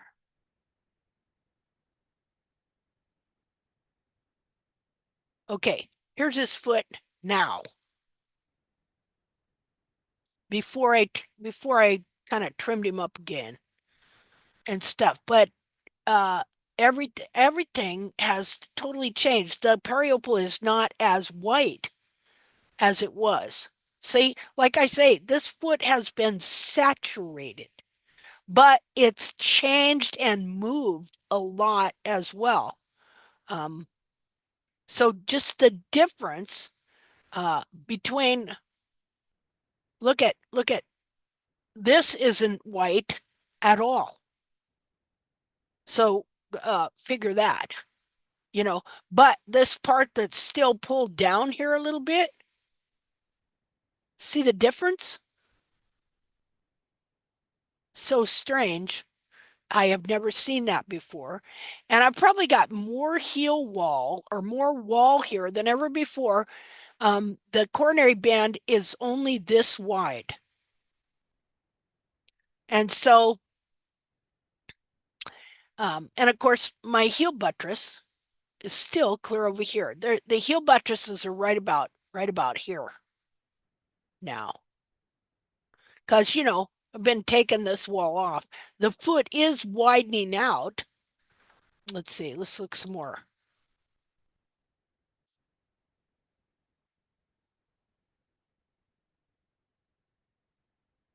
And again, I'm wanting this frog to come all the way back through here, these bulbs to widen up. And so I'll show you what it looked like after I trimmed it. But the frog is moving, and I have noticed like this apex is clear back here. Now, I mean, I have steadily watched this apex move back, back, back.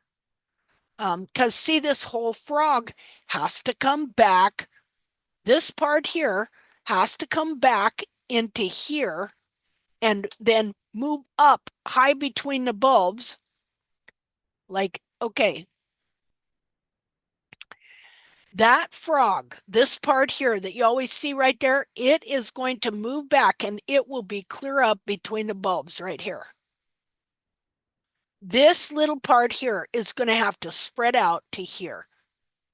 So, because these heels have to uncurl. You know, like I was showing you what happens when you trim these heels out. The foot wants to stand up, and so it starts pulling the heel buttress in this way. See? Well, what's that do with all the bar and everything else? It starts shoving it all forward. And then the foot becomes deformed and everything grows from that position.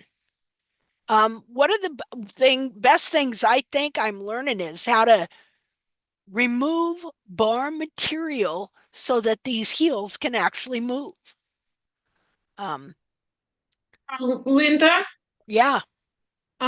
between this shot and the last one, in the last one, the Uh-huh. frog was very like a lot thinner but more curved, for lack of a better word. Yeah. Is the straightening there because you I don't know how to say what I want to say. Is the straightening there because you trimmed the heel buttresses or because the frog has moved back or both? I think it's both. Okay. Yeah, everything's moving. I noticed that too yesterday, that the frog lips were straighter and not curved. But Right. we'll go and look at the after trim picture. Well, you can even just tell right here, they're straighter. Right. See, so, and this here, wow, I mean, I just can't believe how everything is moving on this foot and how Linda, that, what? what's going on with the bulb right under your hand there? It looks like it's splitting, growing back, opening up. Yeah, yeah, it's this it, it's hoof wall underneath there. And so this old piece of periopal is getting ready to split away and fall off. Here, we can go back this way and look at it more. See there? Uh-huh. That's old periopal. And so it's going to, the bulb has risen here. And so this is how wide the periopal actually truly is. So your bulbs and this part of it, see, when the heels get trimmed out and then the back of the foot pulls up, well, that periopal, you could have hoof wall only to here, and then you would have this very wide periopal that makes it look like you have big bulbs. When in reality, it's just that the heels are trimmed out and the back of the foot is wanting to stretch up out of there. And so, since it's connected by the periopal gets very wide. And so people think they have these big, wide, bulbous things back there in the back of the foot. In reality, the horses don't have those. That's a response to hoof distortion. Yeah, I was looking at that too. And this is all new wall that's grown in here. Because remember, as the wall grows, instead of growing down and out the bottom, the wall will stay in here at the top. And, you know, that foot being forced down, right? It's forced down. It wants to return back to where it's supposed to be because that cartilage and fat, if it isn't the cartilage, then the fat is under pressure, the digital cushion, pushing. So it's pushing from inside. Um, and so then as the wall grows from right here, instead of growing down and pushing out the bottom, it will stay in here. The growth of the wall stays here, and the coronary band will rise like that. That's what we're doing when we're weighting the wall here, which I'm not doing at this time. But this part I have been doing right here, which I find that interesting now, that I really weighted these heels and made them just into little nubs here, and that it added wall into this part of the capsule. So that's interesting what happened right there.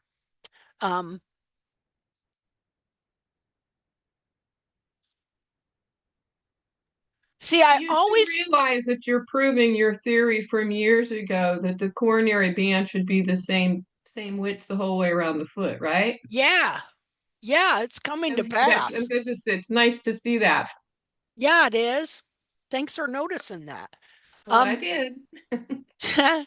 so, so okay, you know how we don't really take very many pictures from the side because I don't like to do that much because to me, I'm just seeing a run forward heel there, which it is. It's curled in and run forward, but when that uncurls, it will come clear back to here and won't look like that. But another thing I started thinking about was I'm not afraid anymore to have a little kind of a nubbin hook of a heel. That used to really bother me. But then I got to looking at these wild horses, and you will see that on them. They'll bust out in the quarters and they'll just have kind of a little nubbin hook here. And so, anyway, so I'm not worried about that anymore because I figure there's something, those feet are meant to self trim and do the weirdest things to straighten themselves out. So, the more we can learn and maybe utilize some of that Uh, stuff, Linda, can I just add? yeah. Hello. Sorry, it's just because you Oh, you're hello, really cutting out. do you hear me? Yeah, now I Oof. can hear you. Okay, I'm just I just wanted to say about the nubbing you mentioned that bothered you. What is interesting, I started, the gelding or the stallion whom I gelded, the twisted with the right twisted Yeah. foot that we were.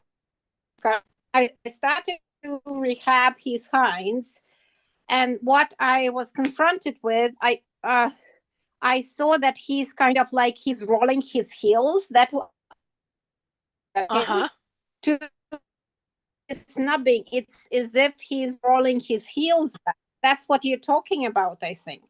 So what I started to do, I think so what is interesting, I will try to get the photos out. I started with my marker. I actually marked the rolled part because I was curious, why is it happening? Is it he really rolling the heels or the wall is moving, Mm-hmm. So creating that kind of rolling or it could be something else. See, and now when I actually marked it, it looked like the horse is creating the even platform for the heels. Uh-huh. I'll find it on my phone and I will send to you the visual so you will see what I'm trying to say. Maybe it doesn't make sense now, but I just didn't want to lose the momentum. Oh, okay. So No, that's good. mentioned it. And I will have a look at it and send to you, and then maybe we can get back to it. Okay. I want to make sure people know what I'm talking about here too. I'm just talking about this little thing right here. Okay. This here, what you have here. And I was very. What did you say? You cut out there again, dear. Sorry. No, okay. I'm just saying I just wanted to say that I was not sure whether I have to flatten the heels, and I flattened them for 2 trims. And now I'm ignoring this, whatever it is rolling, and I'm just growing the heels and I'm not flattening them, but I'm documenting everything. Oh, that's so great. I will report I will Okay. report what's the. Okay. And now on him, his heel And I'm buttresses. Oh, sorry. Sometimes you cut out and I thought you were done. I'm sorry. done. Okay. Okay, so his heel buttresses, to explain what you're seeing here, are clear up here against the frog. And so this is just a little bit of wall. And so this is the wall because these heels were curled around like this. So that with the foot standing flat, because all this was curled around behind, you would see from the side, you would see the heel right here. Like this, the foot sitting on the ground. Oh, because I don't know how to draw a foot. This is what you'd see on the side right here, because the real heel was curled around over here and behind the foot, not on the side of the foot where it should be. So it's curled around over back here instead of coming around where you could kind of see it right there.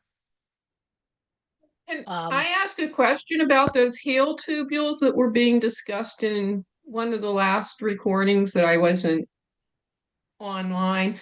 And I Yeah. didn't, maybe it was Devin who was talking about the difference in texture between the tubules of the heel buttress and the wall. Yeah. But when you had this one on the sole view, I thought I was seeing a real distinction there and seeing a good picture of what she was talking about. But you're saying what we're looking at is sidewall. Okay, Yeah. so above the break in the periopal, are you saying that that is all still sidewall and your heel buttress isn't growing in yet? No, my heel buttress is right here. Right here. It should be over here. Like, yeah, this is curved around. Okay, so yeah, this is That all heel just buttress or sidewall. wall, that light section. Yeah, this is heel buttress that grew in that was totally trimmed out at one point. Okay, so Okay. so see, I thought that the lighter section there was a good example of the difference in the heel tubules that were being discussed before. And I just Yeah, wanted to clarify that the light section is heel buttress. It's just not where you want it to be yet. yeah, and they weren't always white. Back Okay. when he had his original heel buttresses, they were black. But because I totally trimmed him out, like his sole was totally gray, his walls were black, no white at all. Right, I But from remember. yeah, from trimming out his heels for so long, the damages the pigmentation too and stuff. So, well, let's here. Linda, can I just add? Because, you know, I think the buttresses, they have the tubules look very different. And you remember during, I think, two chats before, we were discussing it. Yeah. And there is a distinct boundary, or how you say, like, yeah, the tubules are different. It's kind of, they're a little bit wider spaced and they're a little bit like wavy and more grainy. Yeah. So in your case, I think it's still a sidewall because, Yeah. in Hungary, we have lots of horses that are not trimmed out. And I have a lot of pictures of those feet. And you can exactly see it's like a boundary, or how you call it,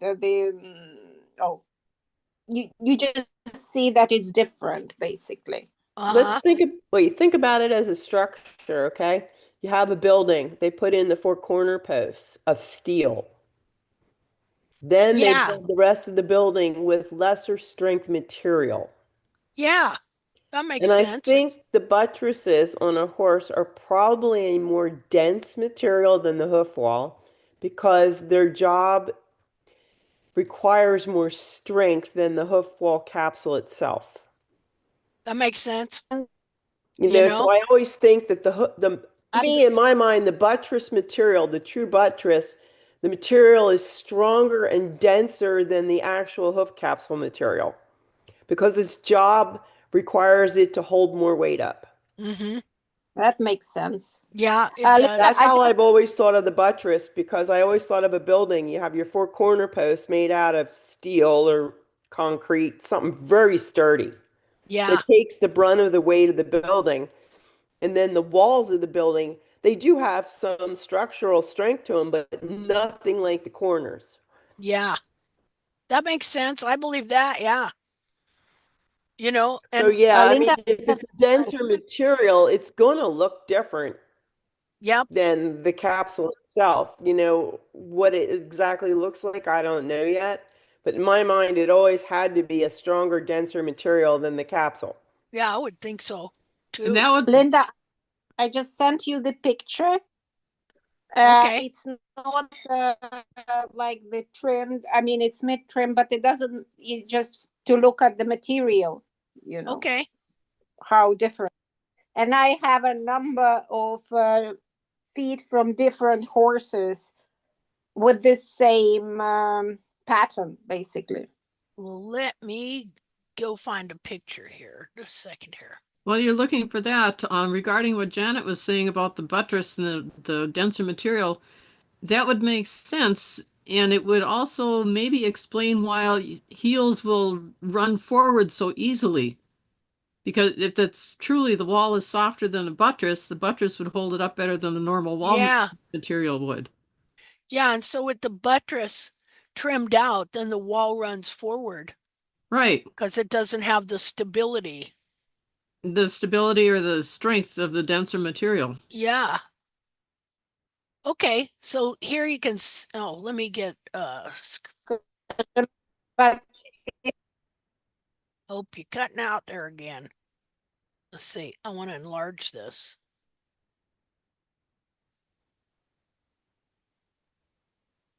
the other picture, the next picture, I think has the measurement. Like I'm putting the ruler next to it, but it's like 6 centimeters, so more than 2 inches the heels are. Okay. And what is interesting, like last week, Uh-huh. three of his heels on 3 feet cracked. He was at 6 centimeters, and they cracked at exactly 5 centimeters. Oh, really?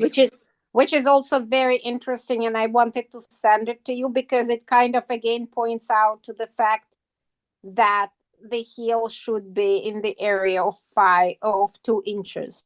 Yep. I had to grab my little ruler with its centimeters. What's that? That's cool. You It's know. 5 centimeters is 2 inches, but I will send to you that because I think it's pretty cool. Okay. Let me let's see here. Share. Back to there. We'll go back this way. Your hoof gauge has seen better days. That's funny. Yeah, that's pretty interesting. That's great. Okay, I'm gonna go back to this. See, I really like it because people who've been doing this a long time now are seeing things and seeing these patterns as well, you know. Let's see. Okay, share. Okay, so I And wanted to yeah. oh what? Anyway, the last picture I sent you is untrimmed frog, and you can see how it fits between the bulbs, kind of. Okay. A second here. But maybe I am mistaken, but I thought it's in This one here? the last one. Yeah, that one. Yeah, see, because okay, look where your heel buttress is. Clear out here. Here, this is interesting. Just a minute. Save image as.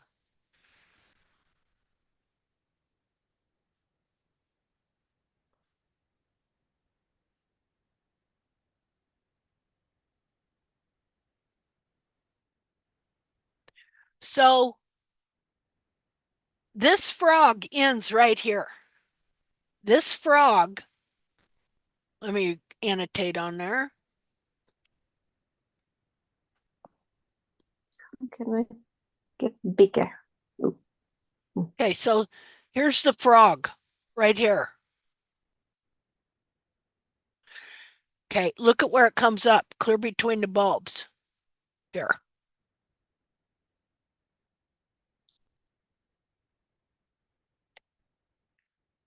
Here is your frog.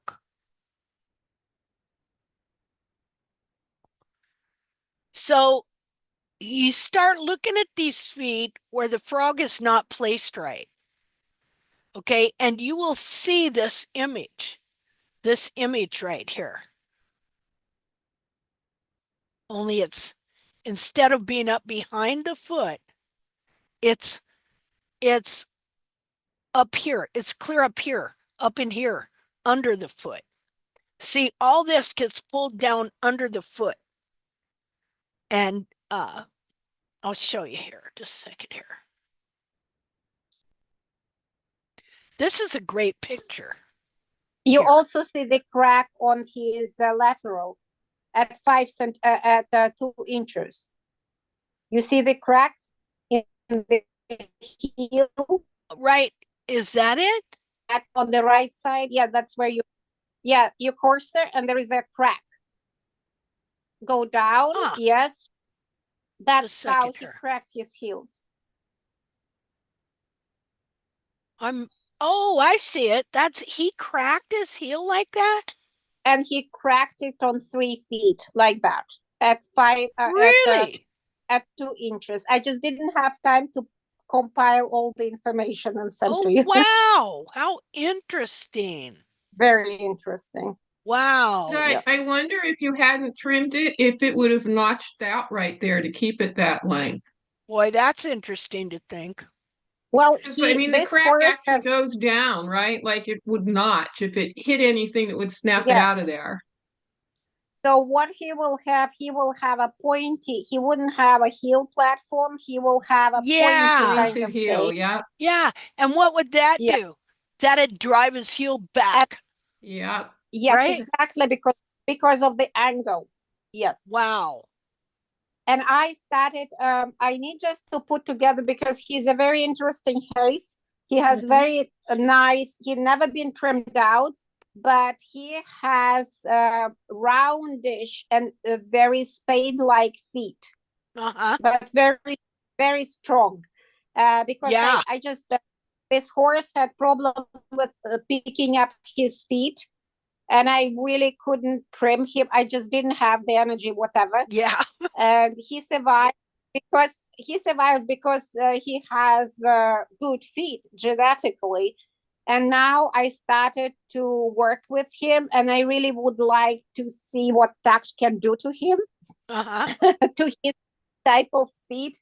Yeah. And the heels never cracked like this before. It only started cracking when I started working with him more regularly and trimming him according to tact. So I think he cracked because the foot started to expand, and because his heels are in good alignment. It's just the foot is kind of bound, but it is bound in a very even way, how I would say it. So he's not like he is not, his bulbs are not curved in, really.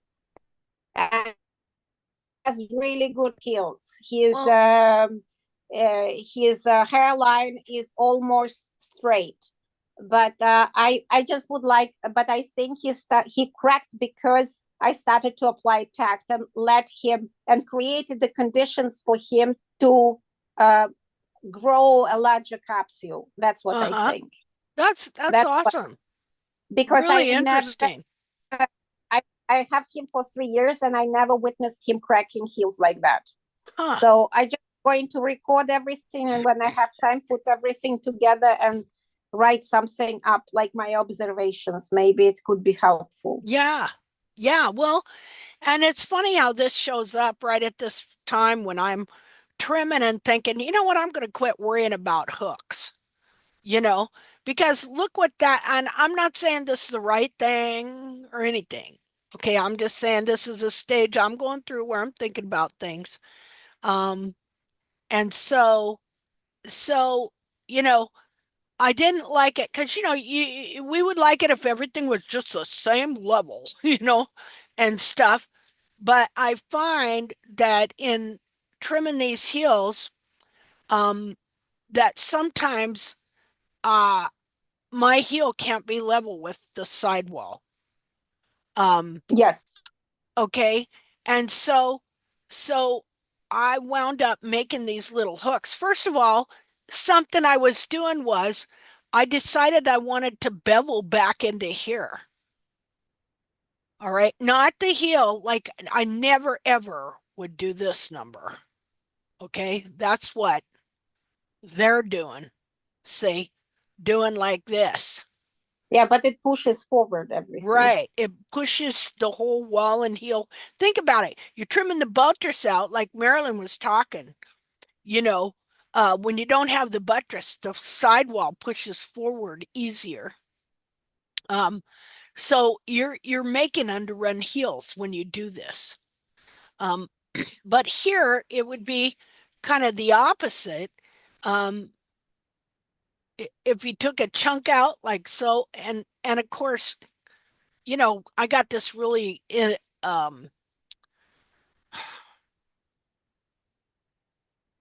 magnified. I was looking for the word.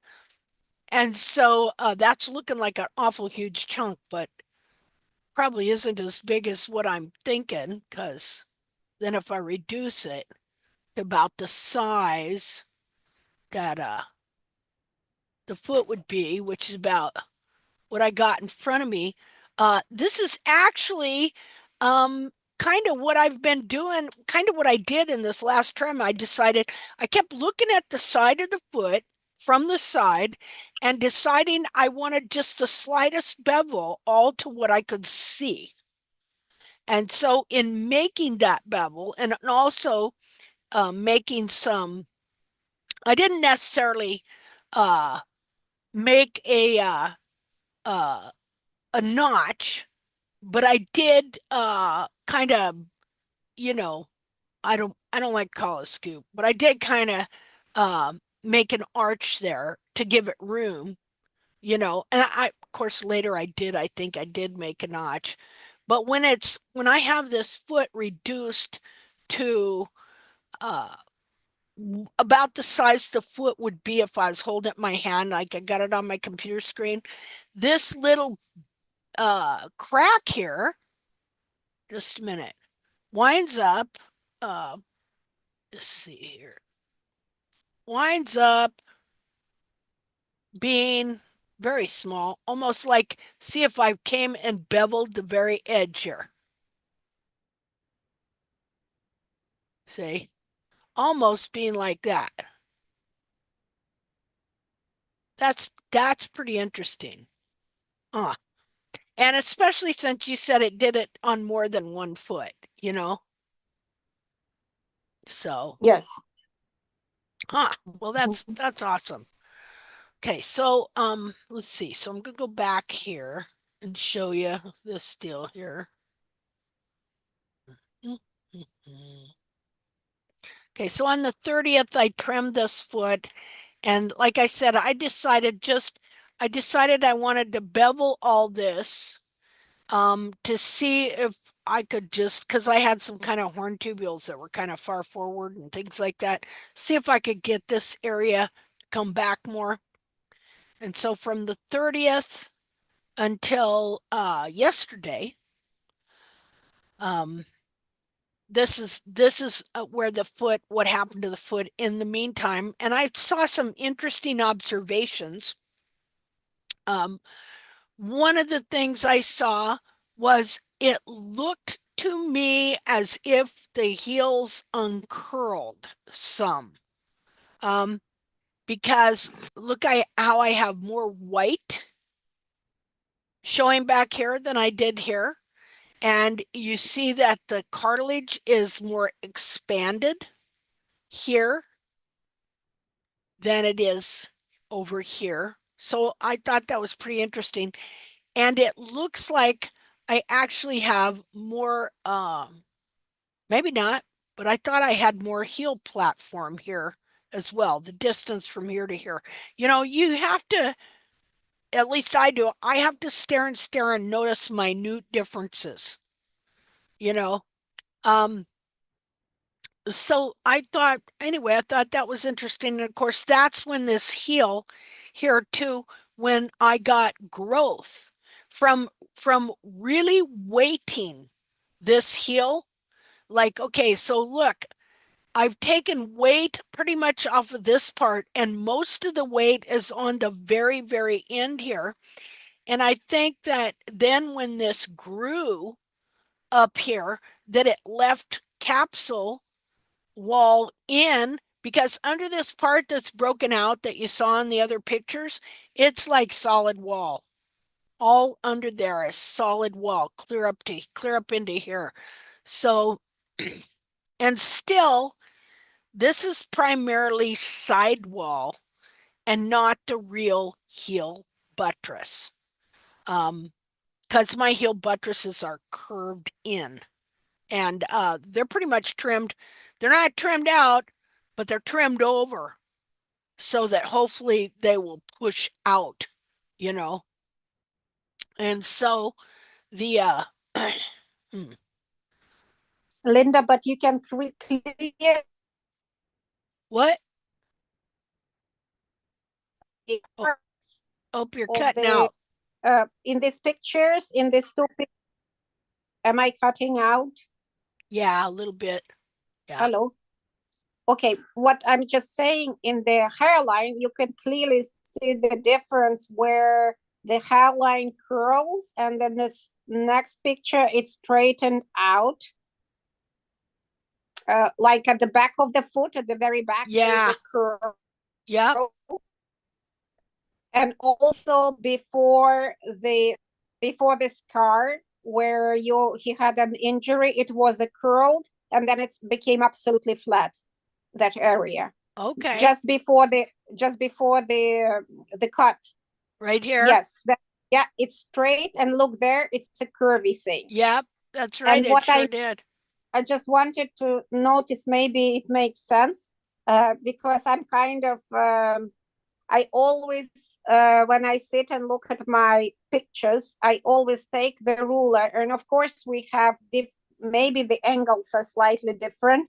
But if you do it regularly, you kind of pick up on the differences, the correlation of the lowest angle, the tubule that is at the lowest angle, and the curve. There is a correlation. So if you take your ruler and you draw a line on the tubule that is at the lowest angle on your foot, and then you will do the same tubule or in the area on the second picture, and you measure the angle. Generally, what I do, I always identify the lowest angle of the tubule, the smallest angle, like say 27 degrees, right? And what I do the I always forget, I notch it behind the lower tubule. And when I come back, the tubule generally moves, and the curve, because that's the longest tubule generally, that creates the push up in the hairline. You will see the curve. And if you if that tubule moves, if you create enough space and allow that long, because it's the stickiest part on the hoof, right? It's the longest tubule, so it's the most difficult to move. But if you identify it on the picture, you will be able to position your notch to straighten the hairline quicker. Do you understand what I mean? Yeah. Like, yeah, if you now just find the angle and you can compare maybe. So you mean like if I was to look at this, the longest tubule is probably going to be this one in here. Yes. Wow. Yeah. Okay. And then do what? So that is the tubule that's the most difficult to move, right? Yeah. And that on your other picture, that will be where the curve is, right? On the previous picture. Oh, here. Yes. You see the hairline yes. still yes. curved. So what I'm saying is it's a good exercise to track your tubules, maybe in the same area, like the quarters, and then you will be able to see the correlation of how they move and what they do to the hairline. Mm-hmm. And then you will be able to understand which part of the hoof and the hairline is straightening first. I see what you're saying. Yeah. The segmentation of the hoof, how it's opening up. And then you will be able, if the hoof is bent more, say in the middle of the frog, when the frog is pushed up, really, that's where the curve, that's where it will be releasing and, pulling it to the back and to the front, right? Mm-hmm. And I'm just trying to, like, you have to have this layered vision almost of the hoof, right? Yeah. Like layered vision. So, but what I'm just trying to say that measuring the angle and tracking the lowest angle, tracking the angle really helps, because then you will be more careful, because that's where you need really to notch behind the lowest tubule, because that's where your struggle is. That is this tubule that has the most difficulty to move back, right? Yeah. So you notch it at the, because the heels have to come up. So you would notch like you did. I would make a little bit more really straight angle so the ground can push, and then I will really create more space behind the longest tubule so everything can go move back. And then I will be going back often and checking behind the longest tubule. So it can move back. Okay. Well, and so what would you have done here? What I would do, I would go, if you go move back to the heel, right, where you had heel platform joins the quarter. Okay, so just like right here? I would go just up and create like just draw a line 90 degrees up. No, 90 degrees. Is that 90 degrees? Okay. Yeah. And because then if you think you need to create, so when he lands, the earth will hit the 90 degrees or whatever and pushes it back. Oh, just you understand? So go up to create this a sharper angle. Are you talking about doing more of a notch? No, I just more of a notch, but at a sharper angle, like a bit 90 degrees, because when he lands, right, he doesn't he just lands more flatter. The earth will go in, yes, and it will push the tubules, it will push the heel back. I understand what you're saying. At least it worked for me better. Okay. It's like physics. I'm just thinking, because the earth will move, it will hit those tubules on the heel platform. I get what you're saying. The heel quarter. Kind of like what he was trying to go over. Yeah, kind of like what he was trying to do to his own foot. Because on the streamed feet, really neglected. Yeah, what I did do, I did come in and bevel back to there. more. Because you can see, I can look at this and see how that heel would get stuck there. Can't you? Yes. And then, Okay. the longer tubule, if you don't control behind the tubules behind the longest tubule, will have hard I see what you're saying. Yeah, so it's all about giving them room to move. Is that what you're saying? Yes. Doing some things that will give these tubules a chance to move back.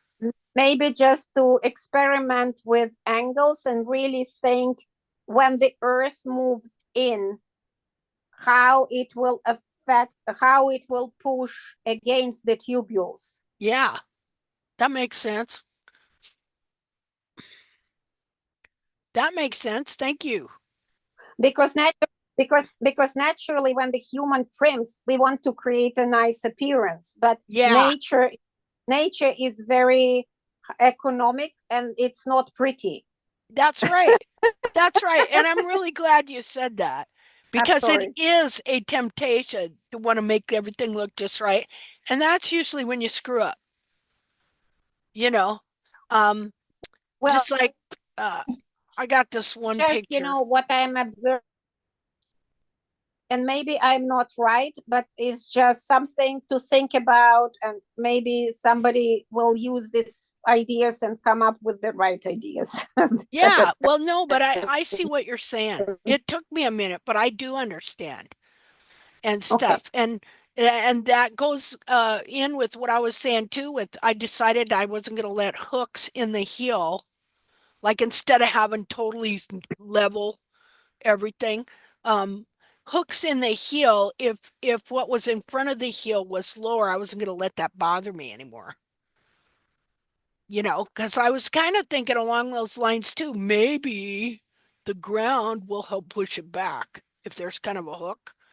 Well, I didn't know why these hooks were happening, because, I told you, I thought maybe he's really, because he is standing this way, or the wall is moving in, the side wall, but the length of the heel to the hairline from the point of the heel stayed the same. It's just so heel height per se, so it stayed constant. Yeah, you see, so I'm still kind of tracking it, and I'm just trying to come up with more ideas, variations of the explanation, so we can discuss it. Makes sense. But I sent you a picture of the hind foot. That's what about the hooks basically, and I marked it, and it's very visual, so maybe at a later stage we can have a look at it. Okay, well, might as well, since we're here, have a look at it now. Just a minute here. Yeah, I just don't want everything. It's okay. Okay, where are we at here? That's interesting, the way that broke off. See, this is so interesting. Look at that. That is really interesting, the way that busted off, that, cracked like that. And right at 2 inches. And he did exactly the same on 2 more feet. Maybe. See, that's just really interesting. How about that? Well, and he would probably break this whole chunk off. You think? Because it's higher than the sole, right? On his hind foot, he actually did it because he has pointy heel. Uh-huh. Yeah. Yeah, and see, I got pictures of wild horses doing the same exact thing. And my gelding broke both of his heels out like that in a perfect notch. It started as a crack in the quarter, and then just snapped off right like that in a nice, perfect little triangle. Wow. That's see how we see these patterns, all of us, and all of us together. my yearlings, they also break the heels like this, and they have these ugly pointy things just because I can't get to them, so they have to deal with their feet on their own at the Yeah. moment. Well, here, I'll show you something because see, this is interesting. Going back to this for the millionth time as well. See, this way I may read something once, look at something once, 10 times, 20, but I'll revisit it again and again, because you always learn something different. Just a minute here.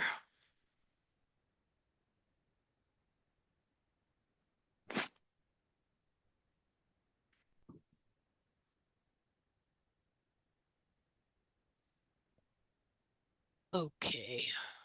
Hey, Linda, it's Devin. Oh, hi. Hey, I'm at work listening. I just wanted to ask you, since we're on the topic of heels, um, I I was just hoping there's something that you could go over. I had a question, and I'm sure when I bring this up, maybe other people be wondering the same thing. Okay. But so we've had the conversation where, areas of the foot that you trim more frequently grow more. You stimulate what you grow. Yeah. Um, but I've also noticed, over the years too, the areas that you don't trim as much sometimes can have a tendency to atrophy if you're not stimulating that area. Uh-huh. So with some horses with, run forward, under run heels, where they've lost the sole, where the, buttress should be back at the Yeah. seat of the corn, and you're dealing with their low heels. So you're trying not to touch them because you want them to grow. So you have heels on a horse that you never touch because you Yeah. need them to grow, and you have a toe that's building up. So you're keeping it in control, trying to keep the balance. But the toe's grown like crazy and the heel just never is. You almost get like this Ah, opposite. I So get where like you're going. Yeah. yeah, so I'm like, okay, you need to like slow that toe down. Obviously, you can't let it just keep growing because you'll have negative angles and the heels will wear out. So, like for me, I try to scribe the little bit of sole that's there and just hit it with the rasp just a little bit, not necessarily to lower it, but hoping to stimulate it. But have you found a better technique if you were with a severe case of heels that aren't growing? Like how you would stimulate them, because you need to trim them to stimulate them to grow, but you need height, so you don't want to lower them. Like, how would you approach that? Like, I trim it a little bit, but I don't want to lower the height. But I find if you never touch them, some of them can atrophy and just crumble away. And Yeah. so I've seen that a few times, and I kind of struggle like that with JD, and trimming out his sole a little bit and just lightly hitting it with the rasp. I was just kind of hoping maybe over time that'll help stimulate them to grow better. I don't know. Yeah, I think it was. I think we're just all still in a lot of experimental stages, but I thought that was interesting. Also, what you said about the toe just seems to grow and the heel's not. But you got to remember that the growth a lot of times is being added in up at the top and you're not seeing it come out at the bottom. Mm-hmm. See? Because it's adding hoof capsule in and lifting up the back of the foot from where it's been pulled and curled down and under and Mm-hmm. stuff. And so the only thing I can think of is uh, just burnish those heels with sandpaper to make them think they're being worn. Okay. That way you keep the length so that it's weighted on the ground. It's so important for it to bear ground contact. Mm-hmm. Um, and then I think maybe we're not weighting the heels enough. Maybe we're Yeah. not beveling, notching, whatever back far enough to where those heels are weighted in the right place and adding the wall in at the right deal. Mm-hmm. And so like I said, here is really interesting picture. Now this is Gene Ovanek's research. Wild horse hoof pattern offers help for domestic hoof problems. And so he actually did real research on horses' feet and he found three different kinds. And see, I've been looking at this for years. This one on the top here, look at the hook. And so that's in soft sand, medium gravel, and hard desert shale. Well, this horse here is bound to correct his foot more than this horse here. You know, this horse here, he can never get enough growth to be able to do this notching. But look at how it would weight this heel here so that, I mean, you have primary weight here so that then any growth coming in here, it literally would stay at the top, just as it has with this little bit of extra that was added into Valor's heel since the 8th or since the 30th. So, you know, looking at this, I've read this so many times, come back to it so many times and stuff. And this picture, uh, I would think of, you know, how my heels would have a hook in them sometimes, and I didn't like that. You know, and you can see why somebody would trim that off, right? Not wanting that. But look here, here's our notch, you know, and this one here is more like the one that Ellen was sharing with us. You know, see that? How it's literally the heel is notched so that it would bear tremendous weight right here. Well, that's going to push that up, and it's not only going to push the heel up and back, but the growth, it's going to be really hard for all for that growth coming in up here to push and grow down and out the bottom, especially when the back of this foot is wanting to be up here and is pulling up this way anyway. So, you know, I think that's what you got to do. You got to uh could you do any kind of a notch there, I wonder? And uh remembering that the growth you're wanting has to come in up here. Okay, to fill all this in. You know, um I'll tell you, okay, so like, you know, I know that people belong to different hoof groups, okay? And of course, you know, far be it from me to say you should only belong to this one. I would never do that. We can't do that. You should go do whatever. But I'm also going to tell you that sometimes you got to be careful of what ideas you're going to be picking up. Well, I don't, Linda. I just want you to know right No, away. no, I didn't. I'm not a cheater. You're not a cheater. I didn't look at it that way. I've been with you and only you the That whole is so time. funny. I don't mean it that way though. I know. I just You wanted know, to throw that out there. Wait a what minute I now. If we're going to call that cheating, Linda's the ultimate cheater here because look at all these different sources she's come up with. yeah, I mean, this is Gene Ovnick, right? yep. See there? And Linda, I was laughing out loud because my vet was here this morning to draw blood. Um, and she took a look at the little laminated pony's feet, which looked terrible.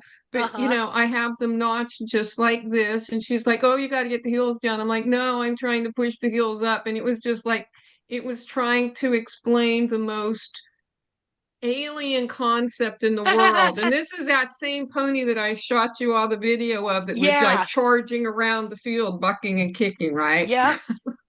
So I'm like, Wow. That's funny. okay, please just draw the blood. Yeah. Oh my goodness, that's funny. So I was laughing when you said, I just didn't like the look of that because that's what she kept saying. I don't like the look of that. I'm Yeah. like, yeah, but look how she's moving. Yeah. So Yeah. No kidding. See, that's what counts. You But know? now she has the wrong image imprinted in her brain. Yeah. See, and that's all I'm saying is you have to be careful what you pick up. Because uh doctrines, because that's what anytime somebody teaches you something that they believe and think, it is a doctrine. Okay? And that a doctrine is a supposed truth. And so if you pick up a truth that really isn't true, And then, so what we're trying to do here is get rid of the untruths and collect the truths. And of course, I've had every untruth out there lodged in my brain at some point or another. And so all I'm saying is that you have to kind of be careful, because if you start mixing and matching certain things, it may not work out. So that's all I'm saying. I don't at all want to encourage people not to go other places and learn other things. That's for sure. But there are certain things. See, here's the thing. I know for a fact that you got to trim these frogs. I know for a fact that the apex of the frog can move. And the reason I know this is because, well, first of all, Just because you see it doesn't mean it's true, Linda. I'm sorry, I'm being facetious, and it's because I spent way too long with the vet this morning. Oh, okay. Just because you see it don't mean it's true and Yeah. stuff. Well, what we want to do is we want to see consistently and over a long period of time, because horses' feet are so deceptive that they can adapt, and seem sound, and they can go from what is semi-lame to sound, and then off the cliff. And real quick on that note, remember that one horse I brought pictures about that was doing the apex trim? Yeah. She's starting to get to where she can't walk on gravel. Oh, really? Yeah, she's starting to show signs of being tender. Oops. Well, yeah, that's what the trainer was telling me the other day. huh. Well, see, we all should have stuck together, Lana, praise God for Lana, because I've met some really wonderful people through her, you know, but Apex Trim, the only thing they got going for them is the 2-inch heels. Now who's being facetious? Well, I could get real facetious. What does that mean, by the way? What does it mean? What does that even mean? Yeah, it's a nice way to say you're being mean. How do you spell it? Sounds very pretentious. Or facial, facilitate, facilitron, facing the giants, facilitate synonym. What does facetious mean? I want to look it up. Oh, wait. Okay. I think it means kind of like Sorry. sarcastic, or you're kidding, or something like that. Ex-English teacher here, Linda. There you go. Oh, two-faced. No, not two-faced. It just means that you're taking something serious and you're like making a joke out of it. You're, joking or jesting, you're poking fun at it. Oh, okay. Okay, here we go. Sorry about that. That's all right. That's what I was being earlier. I love it. Facetious, treating a serious issue with deliberately inappropriate humor, flippant, facetious remark. Okay. Anyway, nice. I'm big on words, Let's see here. Okay, so let's go back here. What was I going to show you? Okay, we were talking about Gene Ovanek's research and how he noticed that these horses had hooks in their heels. So, okay, so I want to go back and show you the hook. I kind of got a hook when I did that bevel, but then I did more of one. So let's see here. Share. Well, I can tell you in my amount of time I've been trimming, I also found that I always would use my rasp, and I always like my heel buttress higher than my quarter area. So I would always kind of have a roll in my rasp, not really that I lowered the heels, but when I'm coming through that quarter area, be rolling my rasp up to the point of the heel buttress. So I always kind of left that the highest point in the back, and I always found that seemed to kind of help the heels move, or at least stay back, keep them from running forward and moving them I've back. been doing the same thing and not even realizing it. Oh, yeah, okay. Me too. We talk about leaving heel height and quarter and stuff. It just when I would take the rasp to the to the quarters, to start, you take it down to the sole, quote unquote. I've Uh-huh. been taking the quarter line in the back a lot closer to the heel than I used to. And Uh-huh. it kind of leaves like this step up. Yeah. Yes. Mm-hmm. And then I It used to allows try to your blend it, and now I don't even try to blend it. I just kind of let it be a step up. Yeah, almost like where the hook is, where we're carving it Right. in. Like if you had heels in the right position, or even if you don't, because that round part where the horse would naturally want to notch it out to leave itself a nubbin, a point at the back. I kind of just want to like bevel that out, and I just roll my rasp up, and so I'm always like rubbing my file across the heel, but kind of coming up so that the very back point of it is the highest point of the back of my heel. And then you're also still rasping it a little, but not lowering the height because, like we've talked about, you kind of want to make sure you're stimulating it so that it continues to grow. So, but that's why I was asking about the heels with you, Linda. I do need to get a prox on. I was just wondering if, sanding in that area more frequently would hopefully help get things growing a little better. I think so, you know. Yep, for sure. I do, I I mean, do. I always come back to the whole concept of restoring these heels is to get more volume in the back of the hoof, Hmm.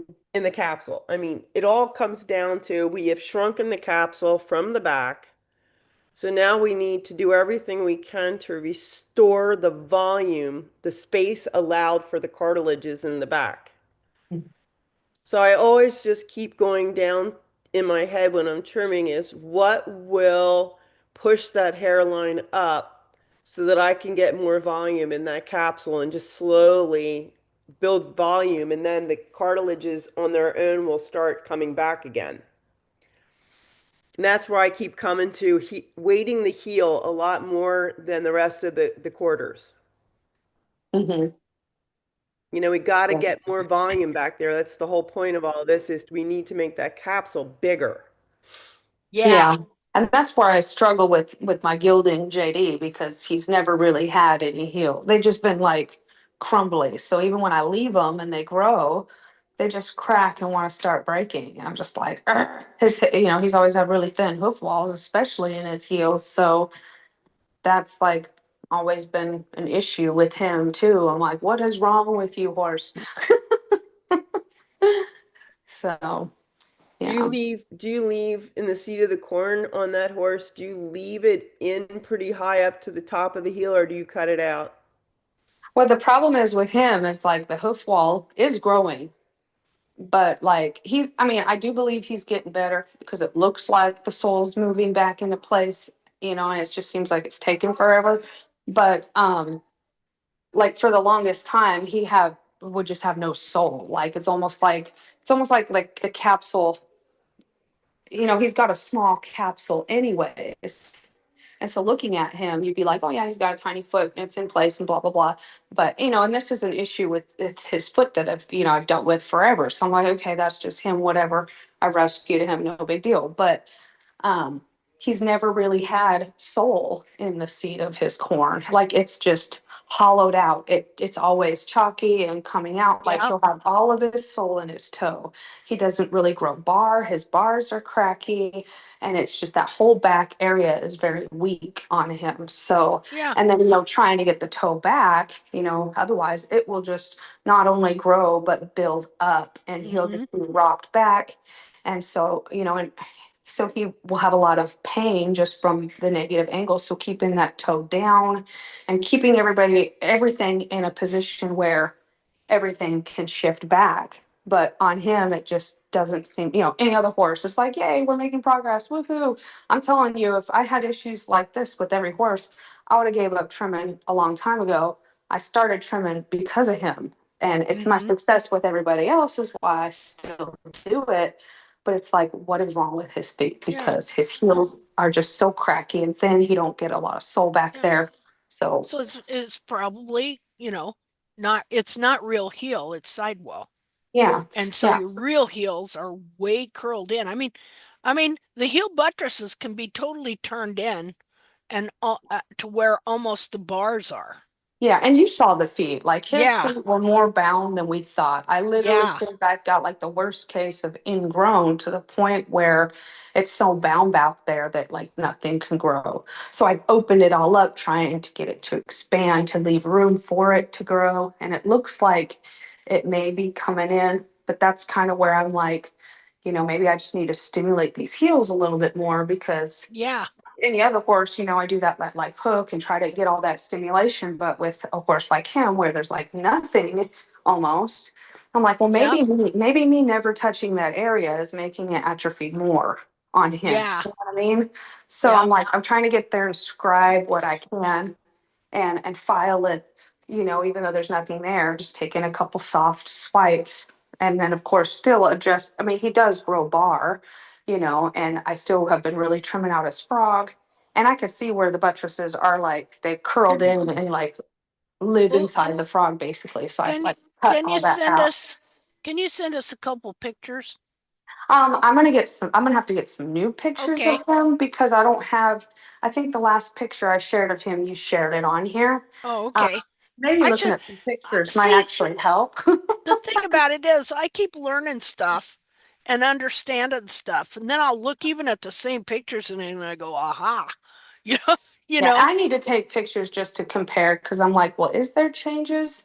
I haven't taken pictures of his feet in a while. Um, but he does seem to be moving better, except for when his toe starts to get a little long. Then, Uh-huh. turn that up and then he's more comfortable. But yeah, I just think that maybe it's just so bound and curled in that the structures there can't grow. Okay. Are you cleaning out the bars pretty good and stuff and just trying to get the old stuff out of there so it can grow? Oh, girl, other than touching the hoof wall, I dig it out till he bleeds. I mean, I'm just saying, not necessarily. Like I'll I'm remove just thinking in my his. head of a really bound hoof, that tightly curled in the back. Well, I mean, it was like I have Right. opened it up so much. I've taken my rasp and filed it back to where there's no hooks, to where where I've gone to where the bar is, and had nicked the corium just a little bit. So I know I went far enough. It's open now because I have cut it all open. Now, I've removed everything. have you been able to find the white line of your bars at all? Yes, I can.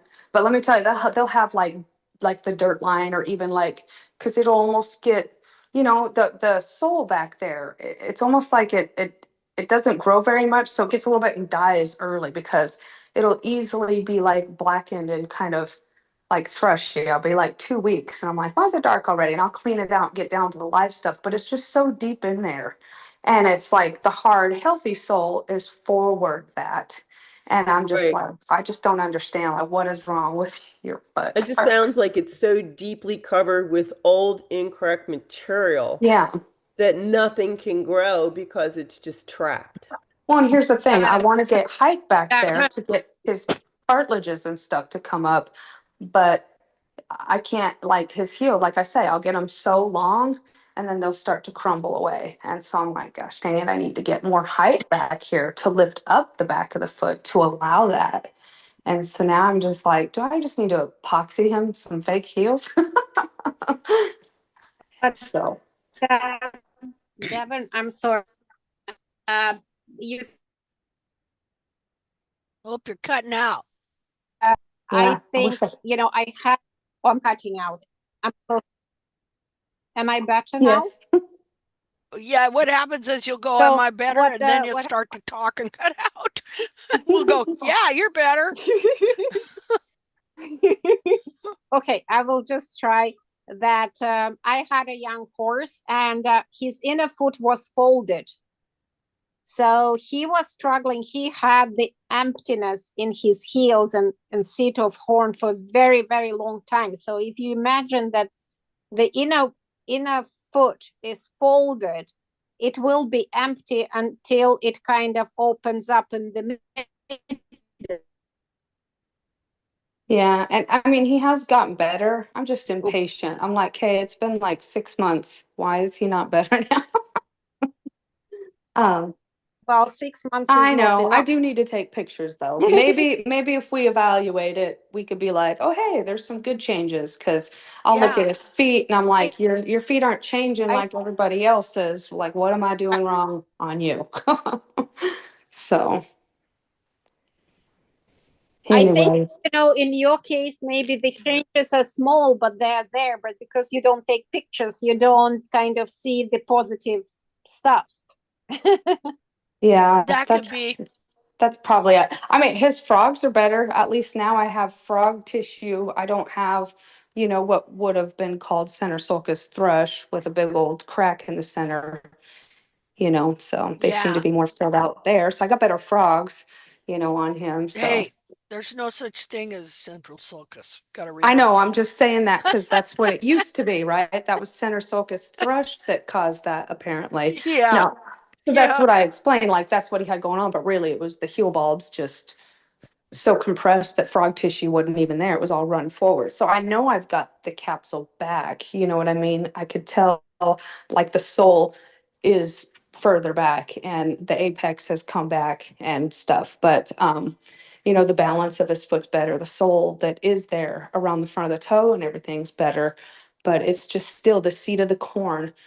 The sole does not want to grow Yeah, there. because the until the heel buttresses, till the hoof capsule gets grown in and the heel buttress come out where they're supposed to, then the real true soul of that area has been covered up and Yeah, and not I and growing. I did. I trimmed the bark, you get the white waxy Yeah. lamina that But I swishes up over. I cut all that back out till I'm yeah, But the down other, there on the corium. but I mean more than that.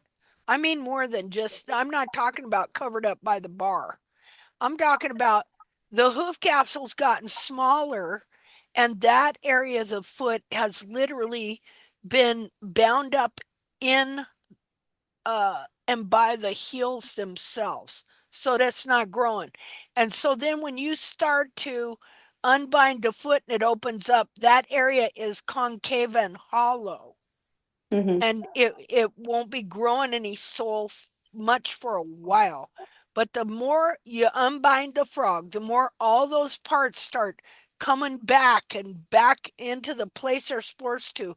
Then you'll start to get more sole in that triangular area of the seat of the corn. And you'll have sole coming in because that part of the foot is opening up and expanding and exposing the sole corium that was compressed and bound and covered over by the heel themselves. See? Okay. Yeah. Yeah.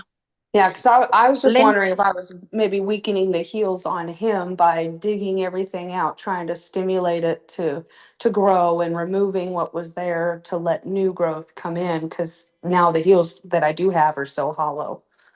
Yeah. So. Like on this foot, okay, my heels are fairly hollow on this foot. They're a little better than they used to be. Okay. Well, actually, this side here used to be jam packed full and this side hollow. Okay. Mhm. So I still have very asymmetrical foot here. But part of the problem is because, so I'm going to show you on this foot that I did not keep correcting. All my feet were asymmetrical, just like this. The other foot you've been looking at, it's pretty nice and symmetrical now. Okay. Part of that was when he tore his cartilage off. He also cracked the whole heel, and the whole thing moved back.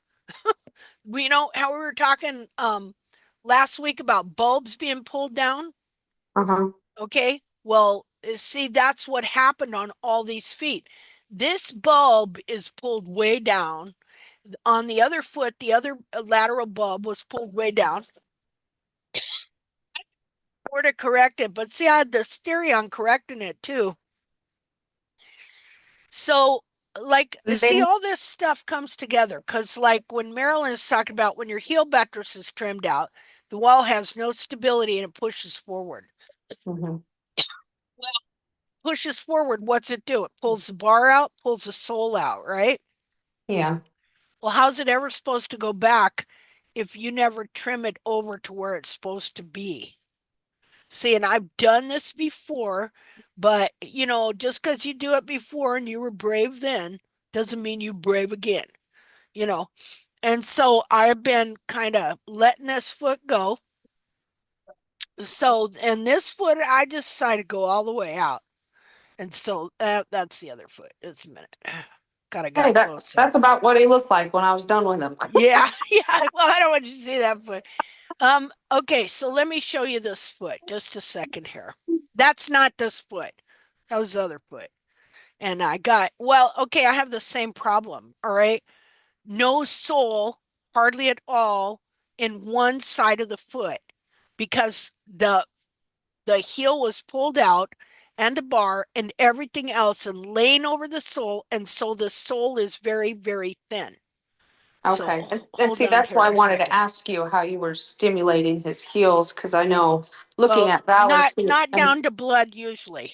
yeah, yeah, no, we don't really want that. No, But we because I don't. feel like JD and Valor had a lot of the same issues, and Yeah. but you've just corrected them a lot faster. See, Hold on here. maybe I need to rip his cartilages off. No, I'm just kidding. Yeah, okay. Let's see. Okay, so this was my other foot that I trimmed up. Just a minute. I gotta see something here. Okay. Okay, well, it's not that bad. It just right there at the end of the bar, I got a little close and nicked it. New New share. share? Do I have to? Yes, Yeah. ma'am. At the same Okay, time, well, jinx. but then people will use that and say I'm butchering my horse, so I'm not going to show that picture. So, what I'll do is I'll take a picture. That was yesterday. Wait a minute. Maybe I can. Hold on. Hold on here.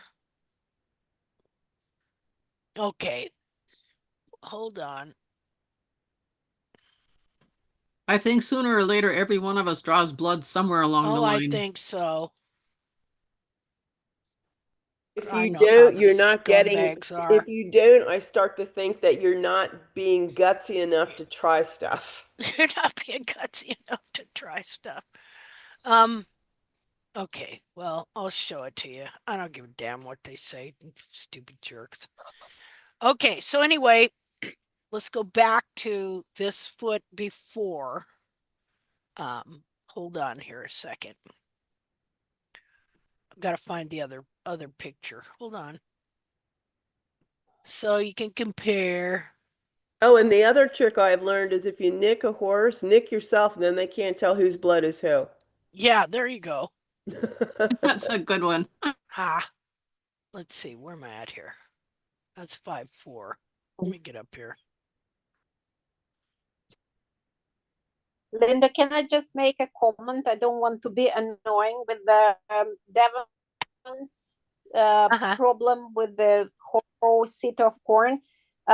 We also should consider, at least what I learned from my deformed feet, is that the middle of the frog gets sucked in up. You see, until you actually correct the frog and open and close the palm of your hand, right? So when you open the palm, so your palm is a corium, it takes for the corium to regenerate and detach the stuff that was stuck there. It's like almost like a laminate wedge, this mismatched kind of mushy, not live soul or whatever material that was growing inside, you understand, in a deformed parts of the hoof without reaching the surface sometimes because the foot is so deformed inside.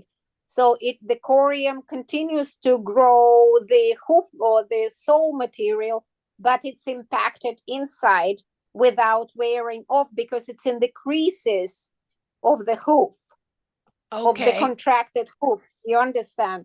Yeah. And that's why what I'm saying, and that's what you're saying, that it's very important to trim and keep the frog subtle so the middle of the frog can open up also. And then only after that, the heels will start fill in. The sole at the heel area will start to fill in when the frog and the other parts of the hoof become released. And until then, the heels cannot, the height of the heel cannot grow actually, because there is nothing to grow from. So it's not that we should stimulate the outside, but what we're actually stimulating, we're stimulating the tubules that are not really growing at the heel. We're stimulating the sidewall. You understand? Okay. So we need to concentrate on opening gradually the foot, and trying to, because we always have to think about the inside. The inside is like a bud of the rose. Okay. It's all, but at some extent, the corium continues to grow, but it grows into the creases between the petals of the rose. So our job is to let gradually the rose to bloom, get rid of all the stuff that was stuck between the petals, and then show its beauty. And then the heel will come up. But until that, the heel can't come up, because maybe that little knob from which the heel is growing, it's so curled in that it's growing inwards. So first, when we unwrap the foot, all this stuff that was growing inwards has to fall out. You understand? Okay. Yes. And I do know that, you have to remove everything. I'm telling you, I'm not scared to make my horse bleed. And I've been trimming horses long enough to know exactly where the internal structures are. So when I just want you to know, when I tell you I stripped his soul down to the bare nubbin, bars gone, frog gone, like literally there's nothing more you could have removed. I cut it all out. And I think it's not about the stripping, it's about, you don't need to rush, because you just, every flower has its own certain period of time it needs to bloom. And the same for the hoof. You're just helping it out, cleaning out whatever falls out, and encourage it to open up a little bit more, and just don't get discouraged. And that's why probably for you it's good to take pictures more often, because you will see that it changes. And forget about these holes, they will be there for some. Oh, I'm running out of battery.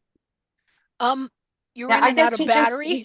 You get impatient when you've dealt with a horse with a messed up foot that's been lame. And when I moved to Alabama and I got into this dry weather, his feet contracted more. And so when you're facing like, man, am I gonna have to put this horse down? I got him lame when he was 2.5 and saved him from slaughter basically. And I learned to trim horses myself because he was just getting worse and he needed more frequent care, and I've kept him sound enough that he didn't have to die. So he's my beautiful pasture pet. But moving here, I was faced with the thought like, man, I might have to put him down because it's getting to the point where he's no longer comfortable. And me trying to figure out like, I've been trimming horses forever, but this one horse has been a thorn in my side because this foot has been such an issue. And finding all this information, since Valor ripped his heel off, and coming back to you, Linda, about the heels and stuff, and then seeing that, oh, okay, I just need to trim the bar and the frog more, has really helped open up his feet. So now I'm just like, okay, well, that makes more sense because not everybody out in the hoof world is cutting out bar and frog. And it's not something I ever really needed to do to clients' horses or even any of my other horses. Oh, yeah. But now I can and see now they're where freaking out about it, and stuff. But I'm going to show you here how much an apex of a frog moves and how heels uncurl. Hey, and I just trimmed him a few weeks, 2 weeks ago. Yeah. Maybe a week and a half.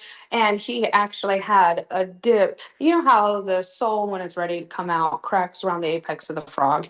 Well, behind the cracking, there's a dip. And you'll see that when a capsule moves back and the frog moves back.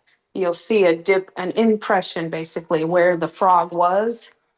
and then it moved back. So you have like this spot where, you know what I'm talking about? Uh-huh. So, anyways, he had that going on. And his soles have been brown, so I know I've got I know I have movement because he's now having that bruising and then that brown coloration. So there's definitely some changes going on.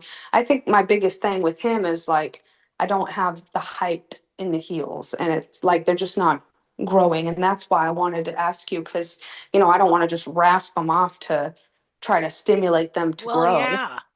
But I almost wonder if like years of always wanting to get heels on him and never touching his heels, maybe why the hoof wall in the heels is so thin because of the atrophy. But at the same time, when they're that low, you don't want to lower them more.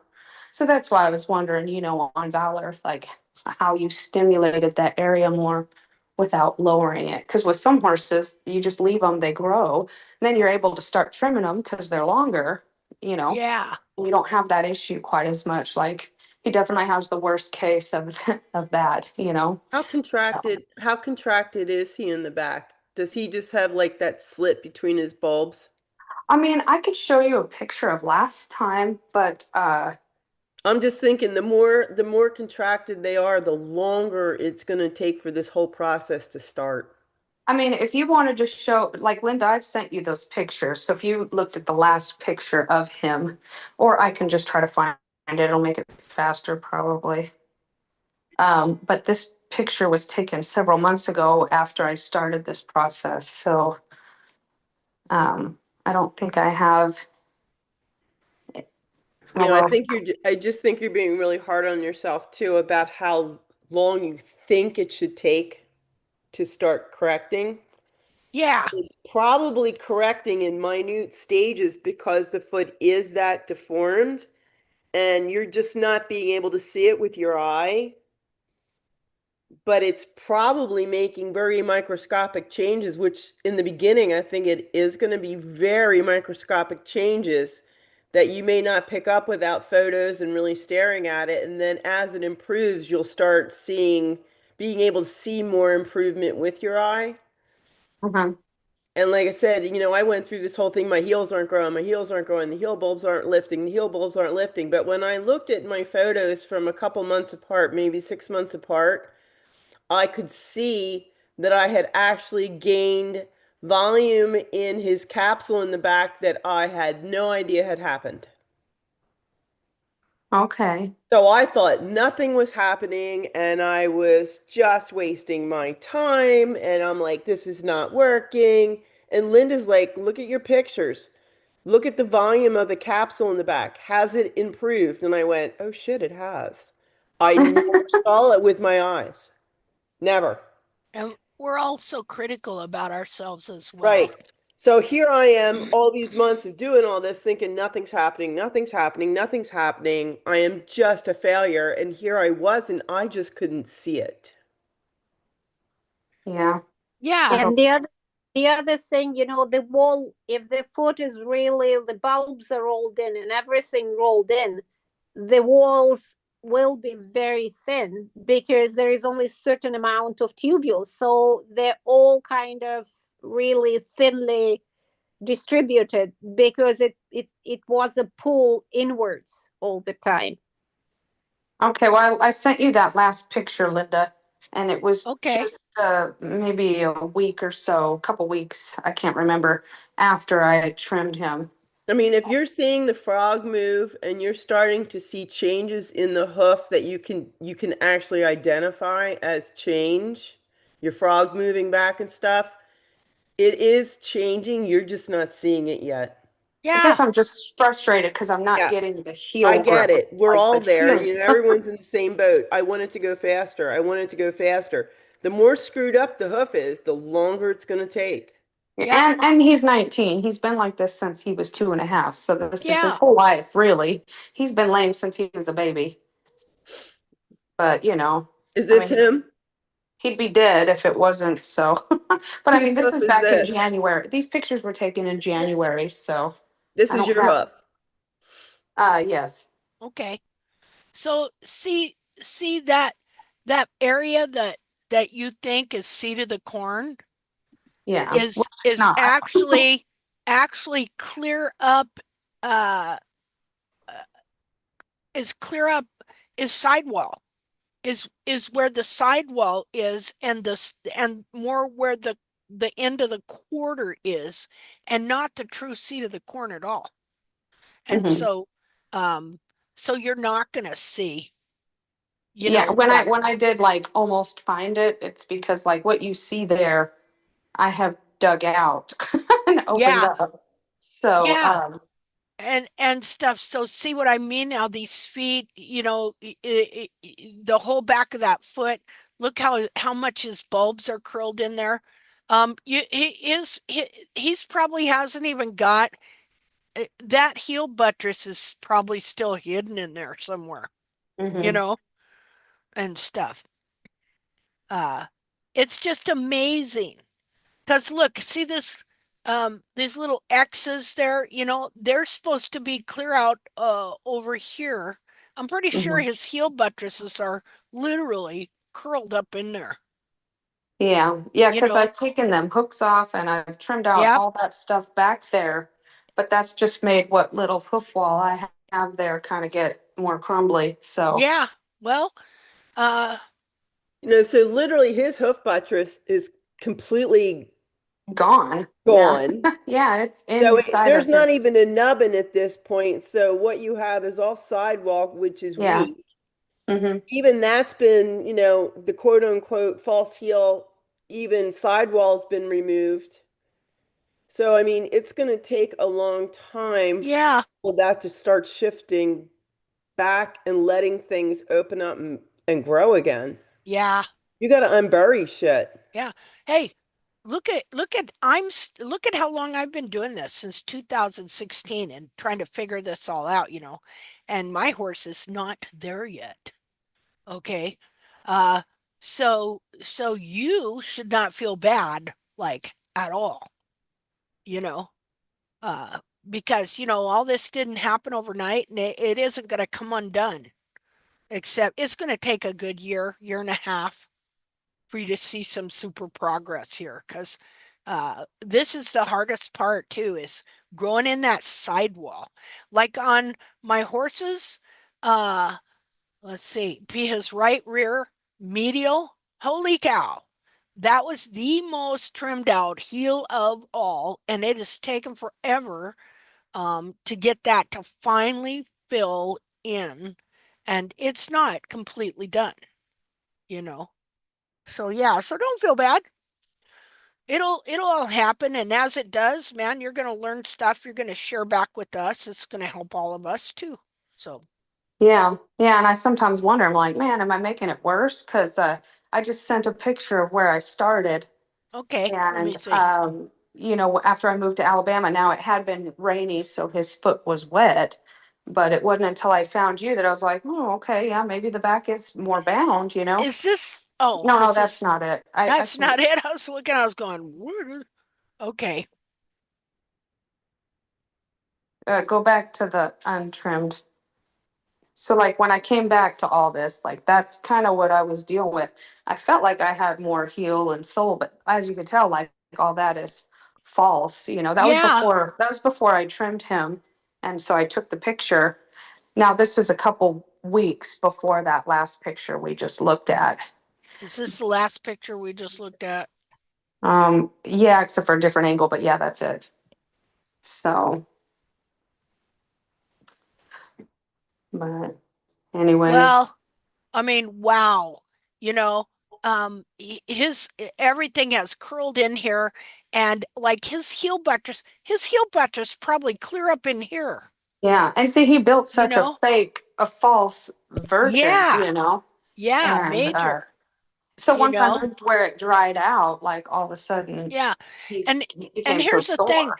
This frog apex has to be released to allow this all to move back. Yeah. See? See, And this picture was taken in December, I believe. So I need to get some fresh ones. We're looking at like 6 months later of me digging his okay. feet out. So, I'm gonna show you something. I'm gonna show you frog apex movement in real time here. Now I should get a picture from before. before this trim here to show you what things look like. But just hold on, let me get it here. Just a second. I'll put this up. Hold on.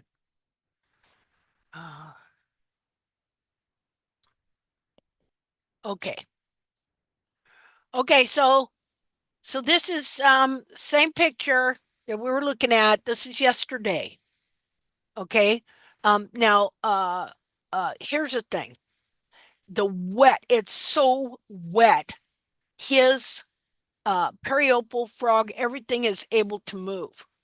And like mostly when I've seen the frog apex move, you'll look at the tip and it'll look grainy like that. See? Mm-hmm. And it'll have moved back. But this time the whole frog was like that. You know, and a lot of that's because uh first of all, some more heel buttress grew in, lifting the foot, which pulls on the frog. So uh okay, so then I trimmed the foot up. But you see I still have some hooks So which there. one's first, second, third? Is it going left to right or right to left?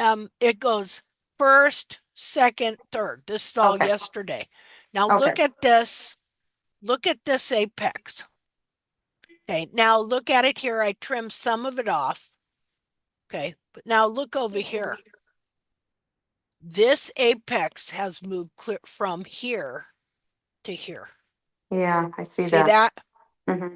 This is going to be sole right here. This is all going to be sole because when the apexes move, okay, because they're shoved forward and the corium shoved forward and the sole corium shoved forward. And so it's all growing and pushing forward, see? And so then when you finally get these frogs down enough and get enough moisture and get the foot raised in the back so that it can pull that anatomy back where it's supposed to be, see that's sole under there. Mm-hmm. And this is the new tip of the internal frog. Yeah. And I See that? I see what Elena is talking about. Like you could have I could see where you could have an area of solar frog corium stretched out up to that point and you cut it and they would bleed, but it's still not where it should be. Well, yeah, because you might cut into some sole, because the sole under here would be very, very thin. Okay. Just like over here. Okay, so I'm looking at these heels that are still curled in, and I thought, you know what? What is this bar doing here? That's just going to hold this in. So, on that other foot, I've been dressing down the bars. Okay, so I just decided that's it. I'm going to dress these bars down. Okay, so that these heels can move. And now I want you to just see kind of what's happening. Like you see how they're curled in here. Here they're I've defined them. Okay, but now look at them over here. See, I'm getting that curl out. I've dressed down the bars so that now these heels literally now my worst heel is this one here. Because look here. There's your heel buttress right here. It is curled in like this. Let's see. Let me get. Well, maybe. Dressing down those bars like I've been doing with the Proxon is really making a difference, thinning them out. Yeah. I need to get a Proxon. You're weakening them to the point where they can move. Yeah. Let me see.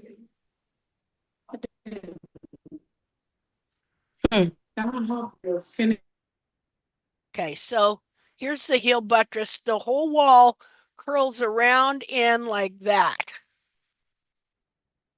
See it? This actually, if the heel buttress was still here, would come in like this. See it? But it's been cut out into here so that this big chunk here is not there anymore, so that there's more a chance that this will push out that way. This one isn't as bad. It's more like this. It's about here. Not as bad at all. This one is the bad one. Let's see here. So, okay. So the sole here is not the true sole of the seed of the corn. Do you see what I'm saying? You see how mine are hollowed too? But let me show you a picture of when it was full and it was live, hard sole plain. Okay. And if I wouldn't have realized that everything was bound up, I never would have started trimming away stuff to let the foot expand. The reason I started trimming stuff away was because I could look at the cartilages and tell that this was not the real foot, because by then I knew them cartilages were supposed to be extended. And so the way the foot looked from the sole view, the sole view is the most deceptive view there is. Let me see here, just a second.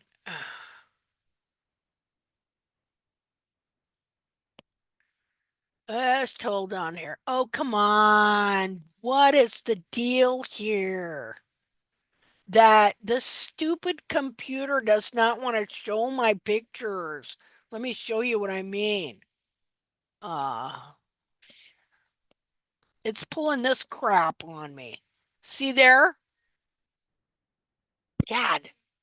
Okay, well that's all right because I found one of the pictures. Got a fly that wants to stick on my face.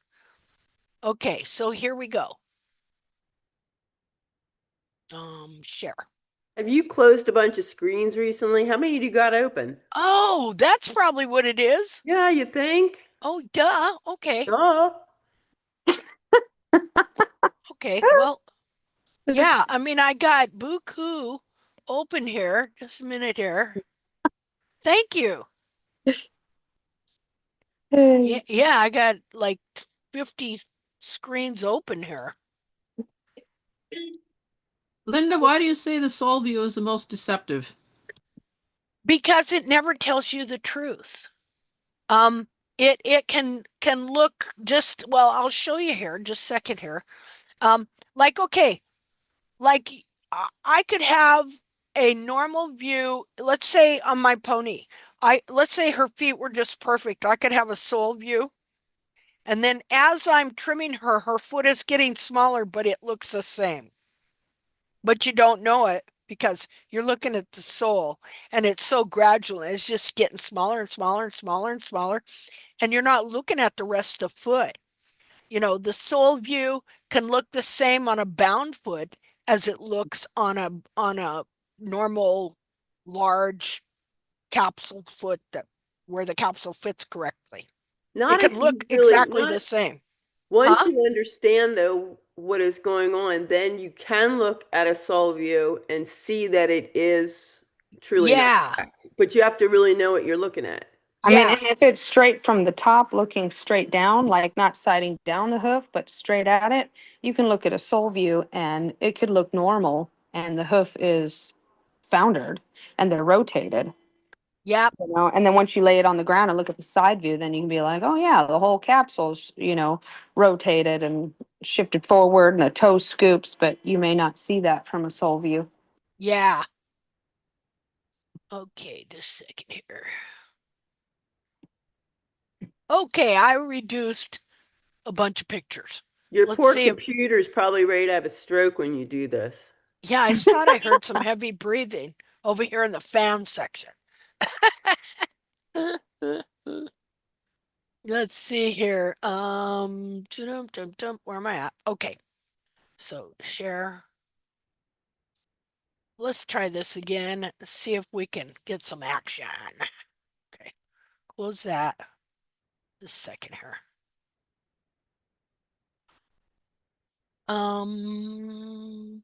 Pictures and go down to Valor again.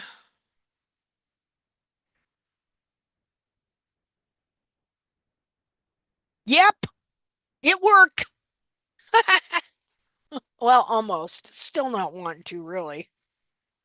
So I must be using something up somewhere else. Okay, well, here. Let me share here.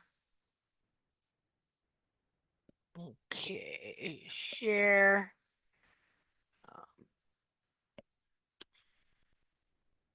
Okay. Okay, so this is in 2019. You see this foot here? Look at the sole in the seed of the corn. Do you have seed of the corn sole envy, Devin? See it? Yes. See I how thick it do. is? And it's not exfoliatable sole. It's like real, live, hard sole. Okay? Yeah. But it's not, it's the sole that's in the side of the foot. It's not the sole that's actually truly back here in the true seed of the corn. This is all false. See? And you can't see it, but these bulbs here, man, they're as wrapped in as your horse's bulbs. Okay, but you don't know it because see this old periropal and everything's covering everything up. And look at them nice big fat heavy bars. I wonder how much of that is actually heel buttress. See? Yeah. Because literally they can be the heel buttress can be pulled in here and then it grows like bar. And oh my goodness, look at the texture of the bar wall. Yeah, and normally, before you'd look at that and go, "Oh, nice, healthy, straight bars, Yep. thick sole, nice big old frog. What a beautiful foot." Yeah. And you know how we were talking earlier about how the bar wall or how the buttress wall has a different texture, right? So, this is sidewall and this is heel buttress. I am pretty sure. Look at the texture on it on both sides. See, I thought I had a good foot. I mean, that great sole, everything else. But then, because of the way it looked from the side and the cartilages, by this time I'm getting suspicions. And that's when I did my first experiment where I totally cut this out right in here and soaked the foot, and the cartilages expanded. See, there's what it looks like from the bottom. Now, that's 2019, and this is a 222 when I'm still didn't know then at this time that the whole frog is bound. I was just trying to enlarge the cartilages and release the bulbs. And uh so then, I'm starting to see weird stuff in the back of the foot here. But see, I had full sole. Okay, this is way before that. When here you go. That's probably July of 2014 when I did my last barefoot trim. Huh. See how black his feet were?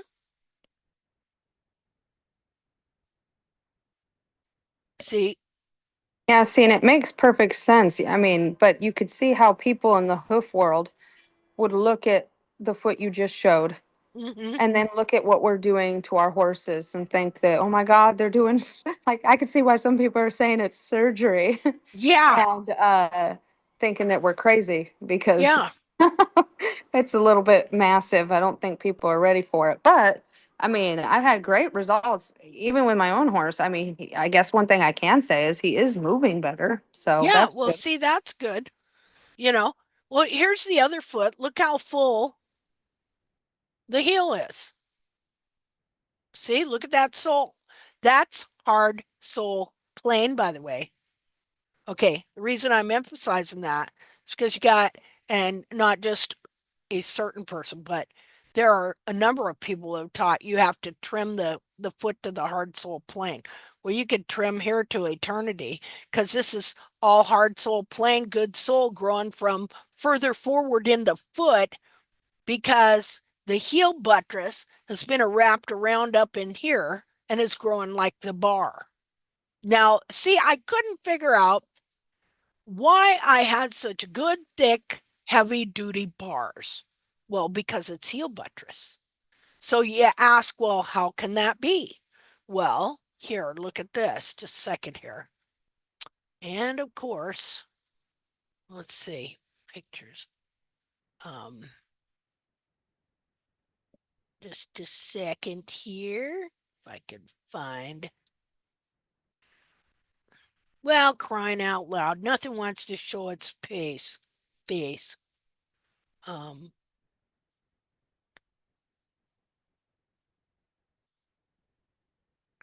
okay, let's look at this here.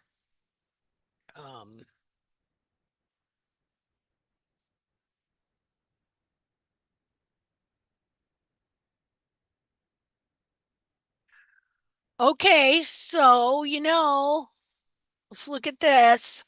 Here's your heel buttress right here. Okay, so this gets pulled, this heel buttress area right here, your bar would be right here. Okay, so this gets wrapped in to here. The heel here gets curled in. They all get curled in. Like on my horse, okay, when this curled in, it went wide. It didn't just contract heels. As it curled in, imagine if you could take both sides and just turn it in. Okay, so you know that my frog lips curl out like that, right? So imagine that you kind of pull this out wide and then you curl them in, So this corium here literally gets pulled into here and grows like bar. And this here gets covered over by a false heel. And so you've got this part of the foot here that is growing and imitating the seat of the corn. See, so you've got on your horse, this is what's happening too. You're looking at this thinking it's the seat of the corn, when in reality, the seat of the corn's clear back here, but it's been totally rolled into the foot and covered up with a big false heel, so it's just not growing. See, because when any part of this gets covered over, it stops growing. And we know that too from like when the bar grows way up and lays over any of the sole, it chokes the sole out. And you can lift that bar off the sole and the sole be real thin underneath. See? So you wind up with the foot, let's see here. You wind up with a foot that is actually like this.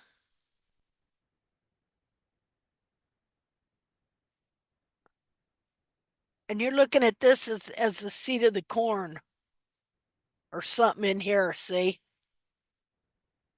When in reality, this part here has been rolled in here and it's just choked out by a big heavy duty wall over it. This here, see, and what happens to this here? This gets shoved forward and these here, they come out like this. See? Well,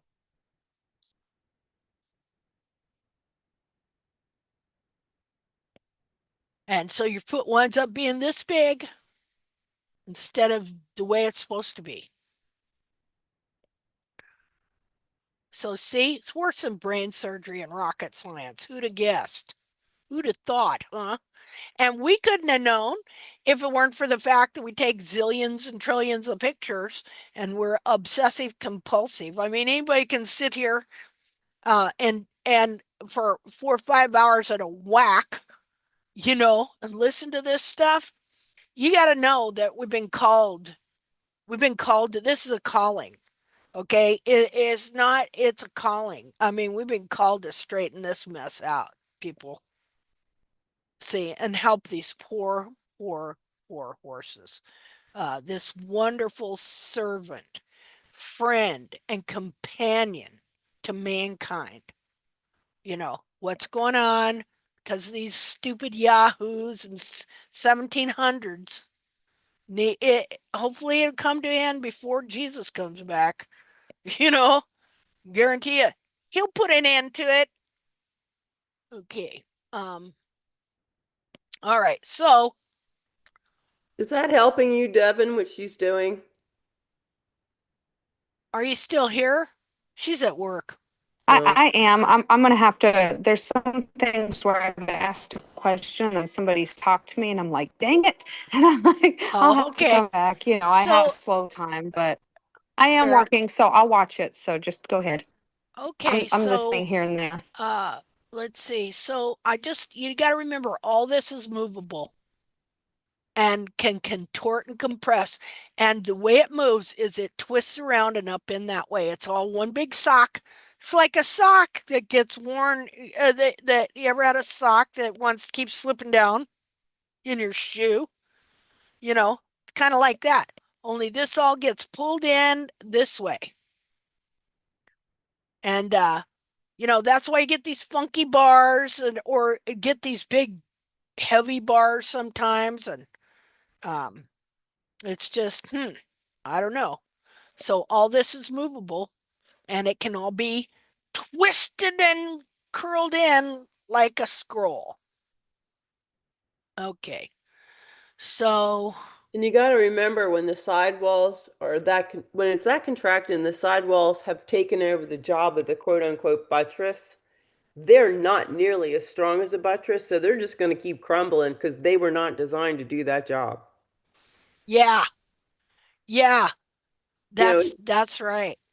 It's just not a strong enough material to do that job. Yep. And I sometimes wonder because I've straightened out a bunch that I can see, but I'm like almost wondering like, am I just not there yet on his feet, or is there maybe permanent damage in the sole corium, at the back part of that hoof, Yeah, I where don't it's think maybe so. lacking blood supply. I don't know. Yeah, no, I don't think so. It's just you're not there yet. Okay, I'm just worried. I've seen you show like, Yeah. cadaver hoofs where the corium is like smashed and you could tell that, Yeah, but you know what? I think that would have come right back to life. Okay. See? All right. It only looks that way because that horse died never having had his feet corrected. Well, that's true. I guess if they die in that state. Yeah. Yeah. Yeah. It's That makes sense. It's like one time I was doing a video and I had this cadaver hoof and I wanted to get down to live sole plane. Yeah, right. Okay, so I kept going and going and going and it was a really good foot, okay? And I just kept carving out exfoliatable sole, trying to get down to that live sole plane. Finally, I was clear through the sole and never did get to live sole plane on that dead foot. Get it? Nobody gets that joke but me. Because Got it. Okay, because the horse is dead. So you have no live sole plane. Okay? Whatever live sole plane you had before the horse died then becomes just the same as whatever you're exfoliating. You know what I'm saying? It becomes dead. It can all be exfoliated. Boom, boom, boom. So that's interesting. See, in and of itself. Okay. So the minute here. Let me get up here. Okay, so you could exfoliate this. This is all live sole plane. Or in this case, it was on this horse, or you could have a horse like this, because, I'm trying to restore this horse's heels at this point. Or you could have a situation where you had a hoof capsule similar, and it would be nothing but crumbly here. So let's say it's nothing but crumbly, and I'm told to take the heels down to live sole plane, that it's just a given that live sole plane is where it's at. that it's a constant, that you can stake your life on it, and it's an easy way for you to learn to trim. Okay. So on one horse, it might be like this, but guess what? These aren't his real heels. So that's where you're going to stay. On another horse, you might have a situation where it's all super crumbly in there and hollow. And you're going to take it down to live soil plain, and then you're going to trim the heels down there too. See? Live soil plain in the heels is not where you trim heels to when you want to restore heels, because as like on your horse, and as I started to correct my horse, and then the heels started to expand and come back, and I added capsule in, then these became hollow. Why is that? Because it wasn't the true seed of the corn. True seed of the corn is buried under here. See, it's buried under here, because what happens is the heels get pushed up into the foot, and so that live sole plane is on the end of the heel right here on the internal foot, and so that all gets pushed forward, and the heel smashes up over the sole internally, so it can't grow. Let's see here. So let me go forward some more. All of these are trying to figure out what in the world is going on. So it's not like I've been working at this for a while, trying to figure out what is the truth. I mean, oh my goodness gracious. Let's go a little ways.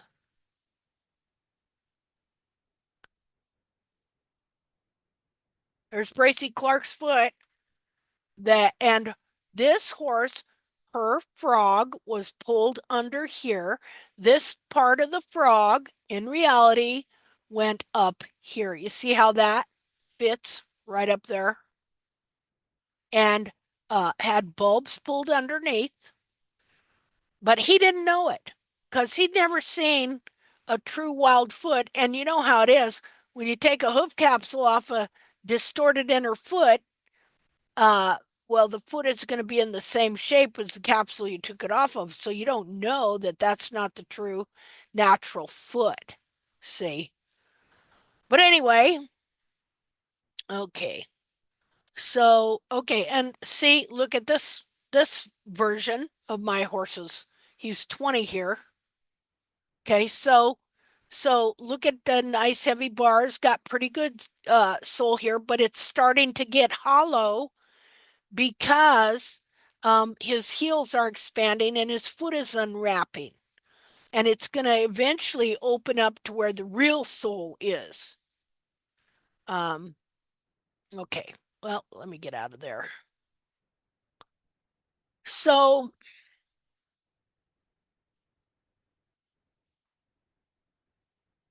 share.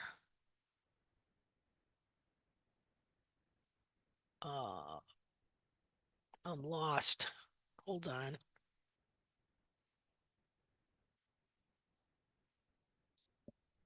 Okay, there I go.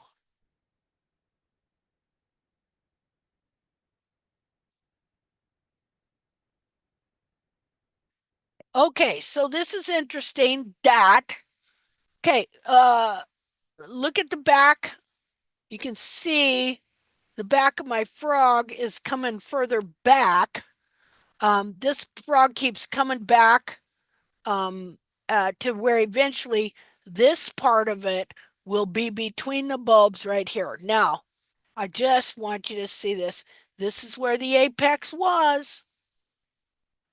And now it's moved clear back to here. You can literally see it through the innermost layers of frog padding, which are, first of all, translucent, See that? You can now there's no blood here. Now I nicked a little place there and there.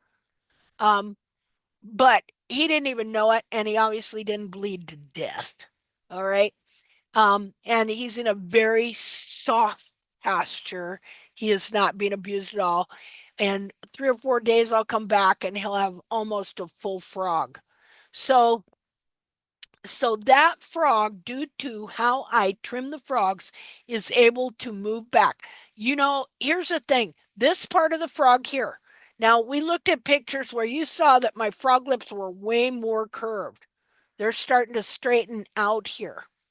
Uh, and uh, so you have to get that apex really down correctly, or it's just going to hold the whole frog forward. You see that? So what I'll do is I will come in with the Proxon. I'll do as much as I can, but then I will also take a knife and I'll get right along the edges here because I want to get anything I know that is old and hard and gonna hold these bulbs in, hold this frog in the place where it's at because this frog wants to pull back and pull back up into between the bulbs and high in the back of the foot where it belongs. So at the same time, what did I do?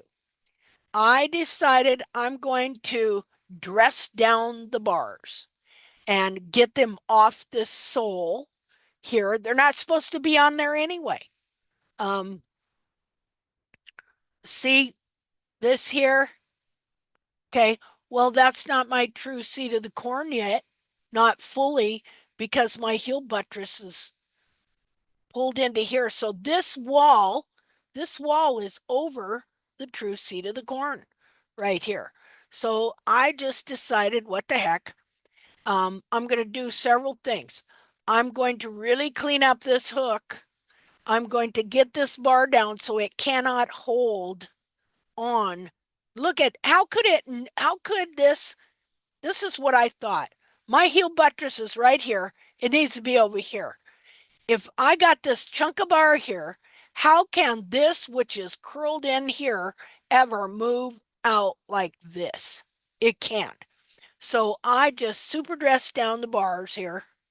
As you can see, I want you to see, I wanted to try and get all the layers without getting into the thin sole that this has been laying over. And so And how anyway, many days? How many days in between these pictures? Or is this the same it's day? all the same day. Okay. It's all the same day, but I trimmed him uh on the 30th. On Yeah, the see, 30th. I do need to get a Prox on because I could never get my frog that Yeah. thin and every time you swipe with your knife, even if you're just peeling Yep. little bits, Yeah, you can't. it wouldn't take much of going just a little too deep and Yep. nicking it and making it bleed. So Yeah, and you can nick them with the Proxon too. I mean, it's a sanding disc, a little sanding yeah, disc, you know. I mean, when you're starting to get yeah, in but at here, least the you got layers to are so be, thin and you're watching it. yeah. But what you're going to find is as you start doing it, uh, you can take off more of that than what you thought. And I was always afraid my heels would collapse forward. But what I'm seeing now is that my horse's leg and foot is strong enough and wanting to stand up that it's stronger than the capsule. You know, just like we saw how when she took those heels off and the horse wanted to stand up and he made false heels.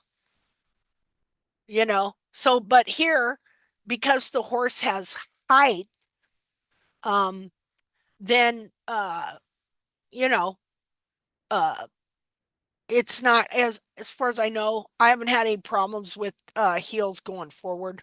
I've seen them move back. And so I just kind of went all out this time and decided that I was gonna straighten out these heels as much as I could and do a notch and things like that. Now on the other foot, I had some other decisions to make. And I decided that I was going to, if I have a picture of that foot here somewhere. Here we go. Okay, so this foot was interesting because he's got this one bulb that's pulled way down. I tried to get him to go put his foot in a fence and tear his cartilage half off and crack the heel, but he doesn't want to do that. So they could move it back. I talked to him about it. I said, hey, can't you go over there and suck on that fence over there and stick your foot through there and pull it back again? You know, but he refused. So now I have to figure out how to get this straightened out. Let's see here. Just a minute. Oh, wait a minute. I don't know what that was. Okay. Here's the other foot. So you see how much this bulb is pulled down? It's got his whole foot lopsided. So I decided to do some things to try and help that today or yesterday. And you can really see it. Like on the other foot, I can put that foot in my hand and I can tip it up, tip, tip, tip to take pictures, and it'll come up and it's very balanced and level. But when you tip this foot up, um, it goes sideways. See how it's sideways and it's pointing in that way? And that's all because this bulb is major pulled down. And I didn't realize how much pulled down till yesterday. I finally figured it out. And so this bulb is pulled way down, pushing that heel forward and this side out and pulling the bar and everything over this way. And of course, then the sole grows in here. Well, how is this ever supposed to straighten itself out if you do not take this side of the foot over to at least here? This piece of sole, it will forever keep that asymmetrical wall there, keep that heel from going forward. So this is what I did. I'll show you here in a minute. That was different foot. Okay, here we go. Okay. Okay, so first I cleaned it up real good and I cleaned up the bars. I dressed down the bars. And then, let me see, let me put that back. Okay, so you see how wide that side is? Okay. Now, you're going to see this too. Here's your true apex of the frog. Here's where it was, clear up here. And this isn't just frog growth. What this is whatchamacallit, is this is where the frog was, and this is where the internal frog has pulled back to, right here. So, yeah, there you can really see that bulb pulled down.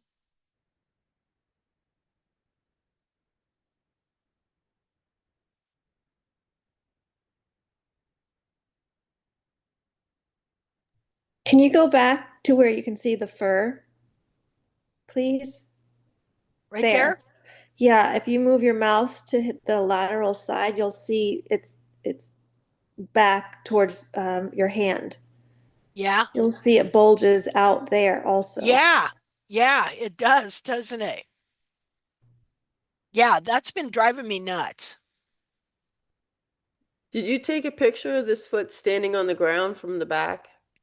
Yeah, I'll show you that. I'm just curious what it looks It's like. back a ways. So, and remember, all 4 feet were like this at one point. Okay, so I put a notch in that thing. But I also decided to take this foot way over to make it the same width as this in the sole.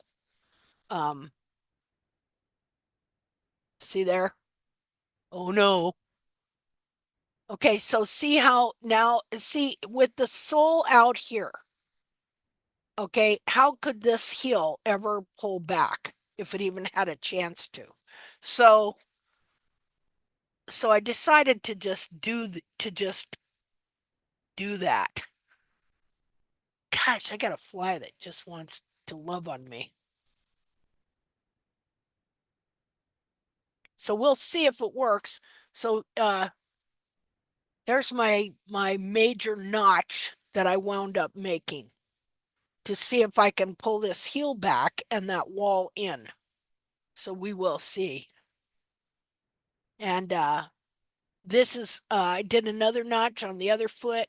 I just decided to go notching away on all 4 feet this time with some pretty good sized notches. So anyway, because here's what I thought. It's wet out, soft, wet. If there's ever a time to do any serious correction, it's now. So I'm going to go here in a couple days and take pictures of his feet to see if this heel pulled back at all. And then do some brainstorming to figure out how can I release that bulb. Like even here you see how that bulb is pulled forward there. So hopefully this will help some of that. So that's a new notch you just did? Yeah. Okay. Yeah, I did notches on both sides. I did them Okay. over here and over there. Yeah, that's a new notch. He didn't have none of that before. So we'll see how that works. And then I went ahead and notched that foot. I just went notch crazy. And not pretty either. Although I did kind of bevel it off some. Put that one on the other side. And this is from way long time ago. This is from in December.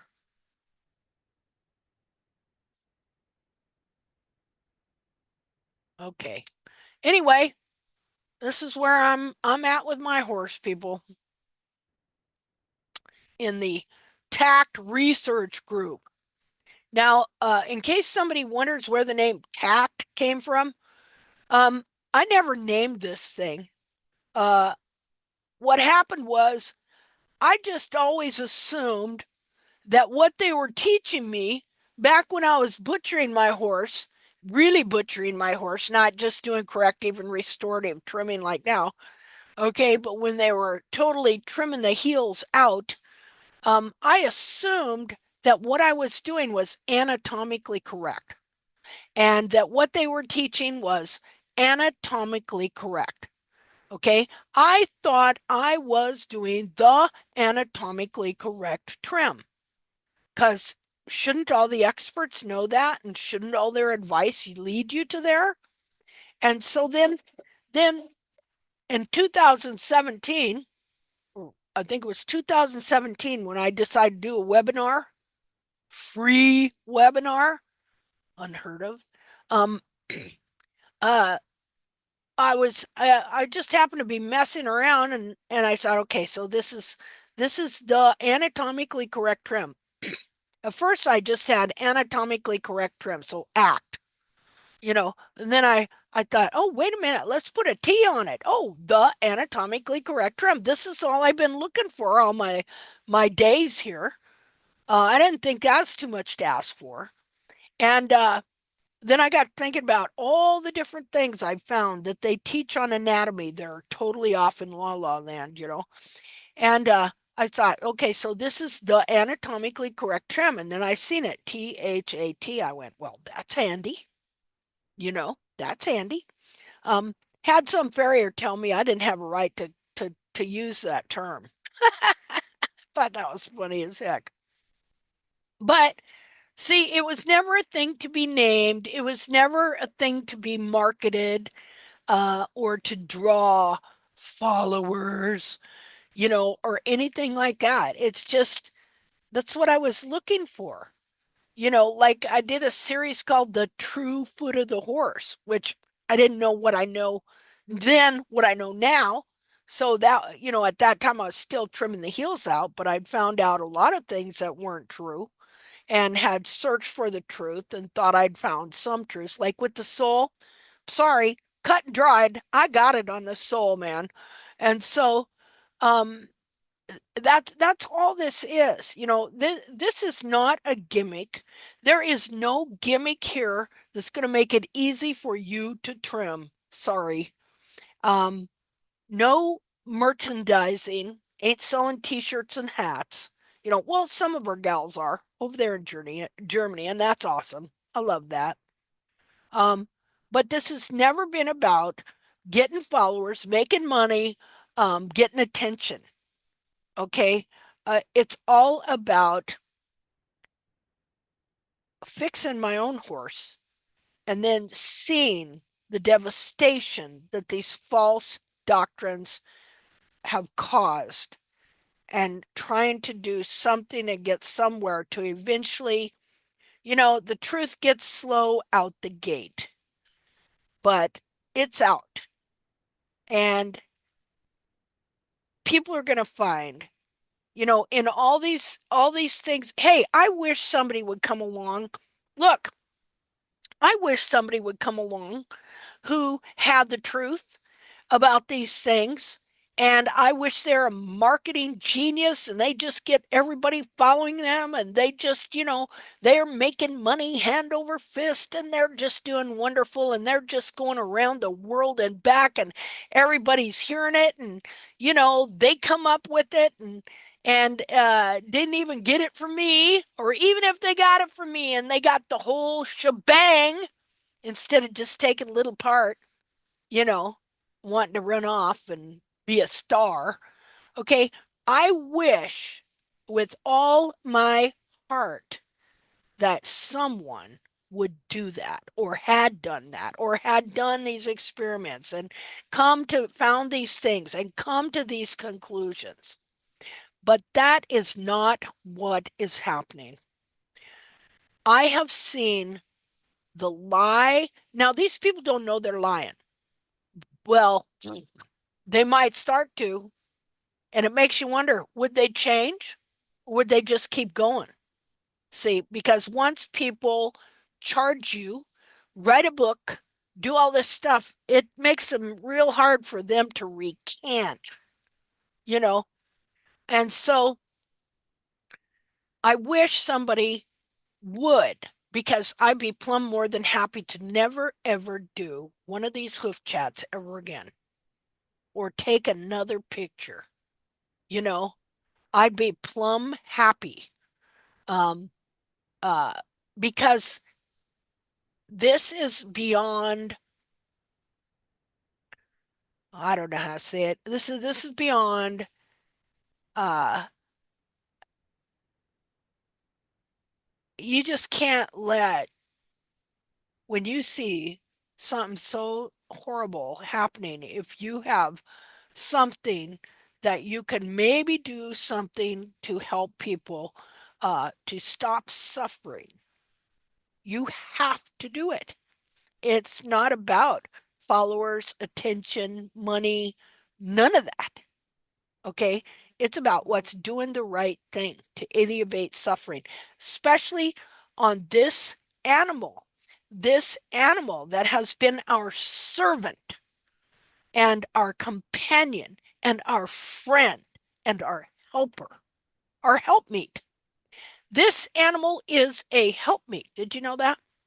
Okay, so I got a story for you. Okay, so in the Bible, okay, in the Bible, now, most people know the story of Adam and Eve, and it goes something like this. It goes, okay, so God created Adam, and then he said, "It's not good for the man to be alone. I will make a helpmeet for him." And then he made Eve, and he brought her to Adam.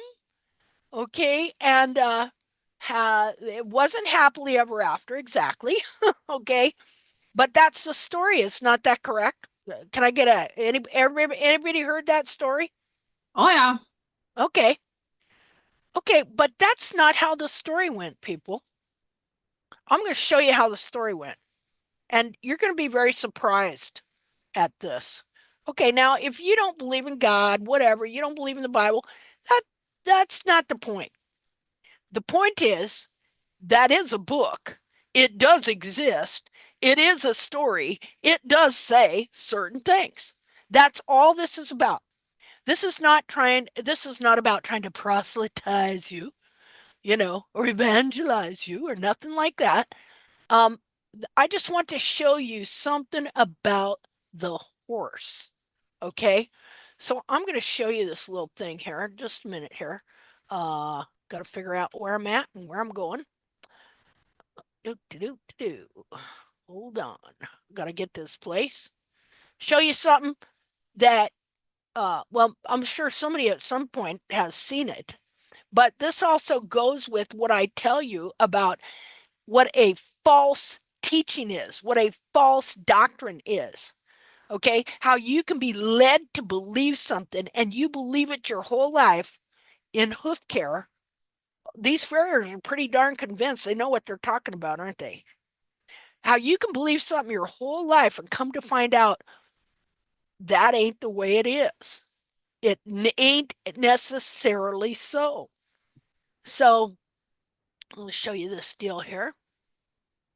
Hold on. Okay. Okay, just seconds here. Okay, so I got a screen share right here. Okay, so this is Genesis chapter 2.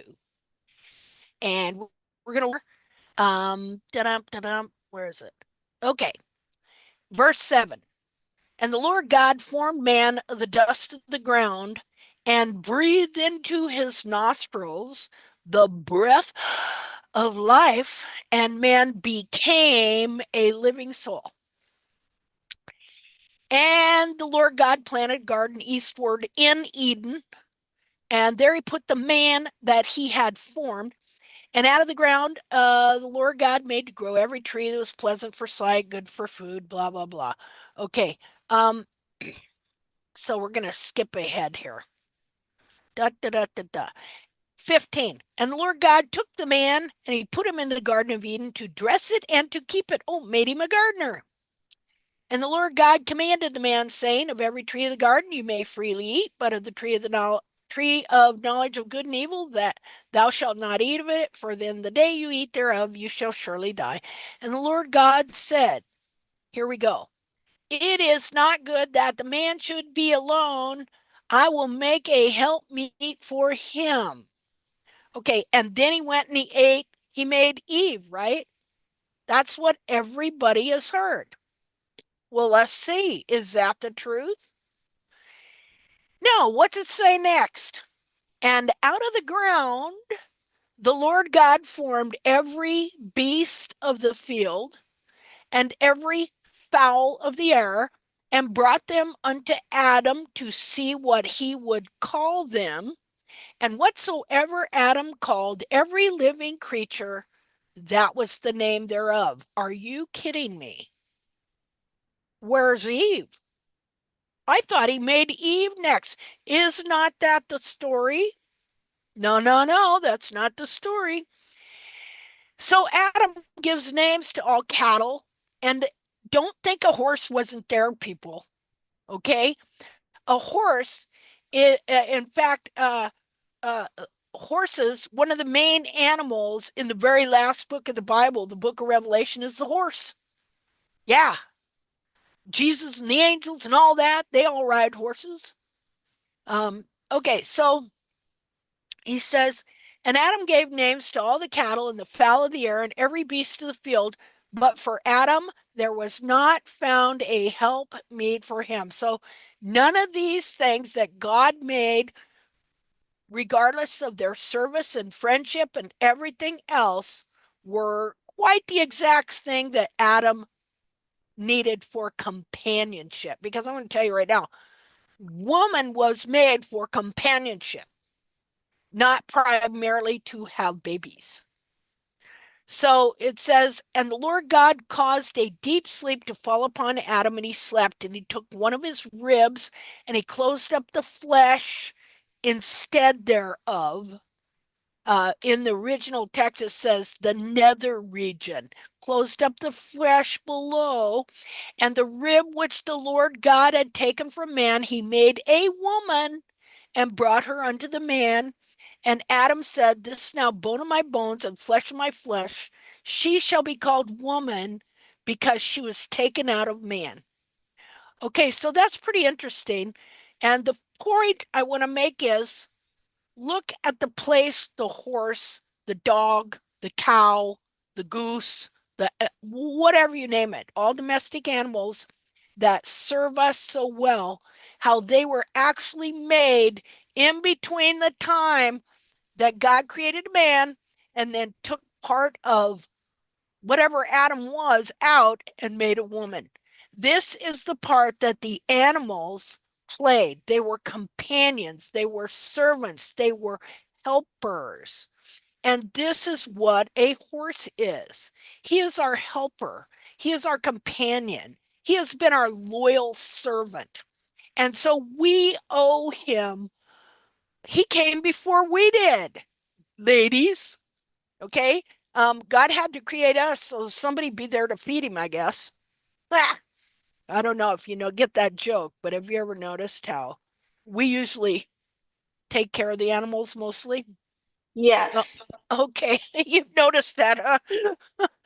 So anyway, I think that's really interesting. Puts them in a pretty special place in our lives.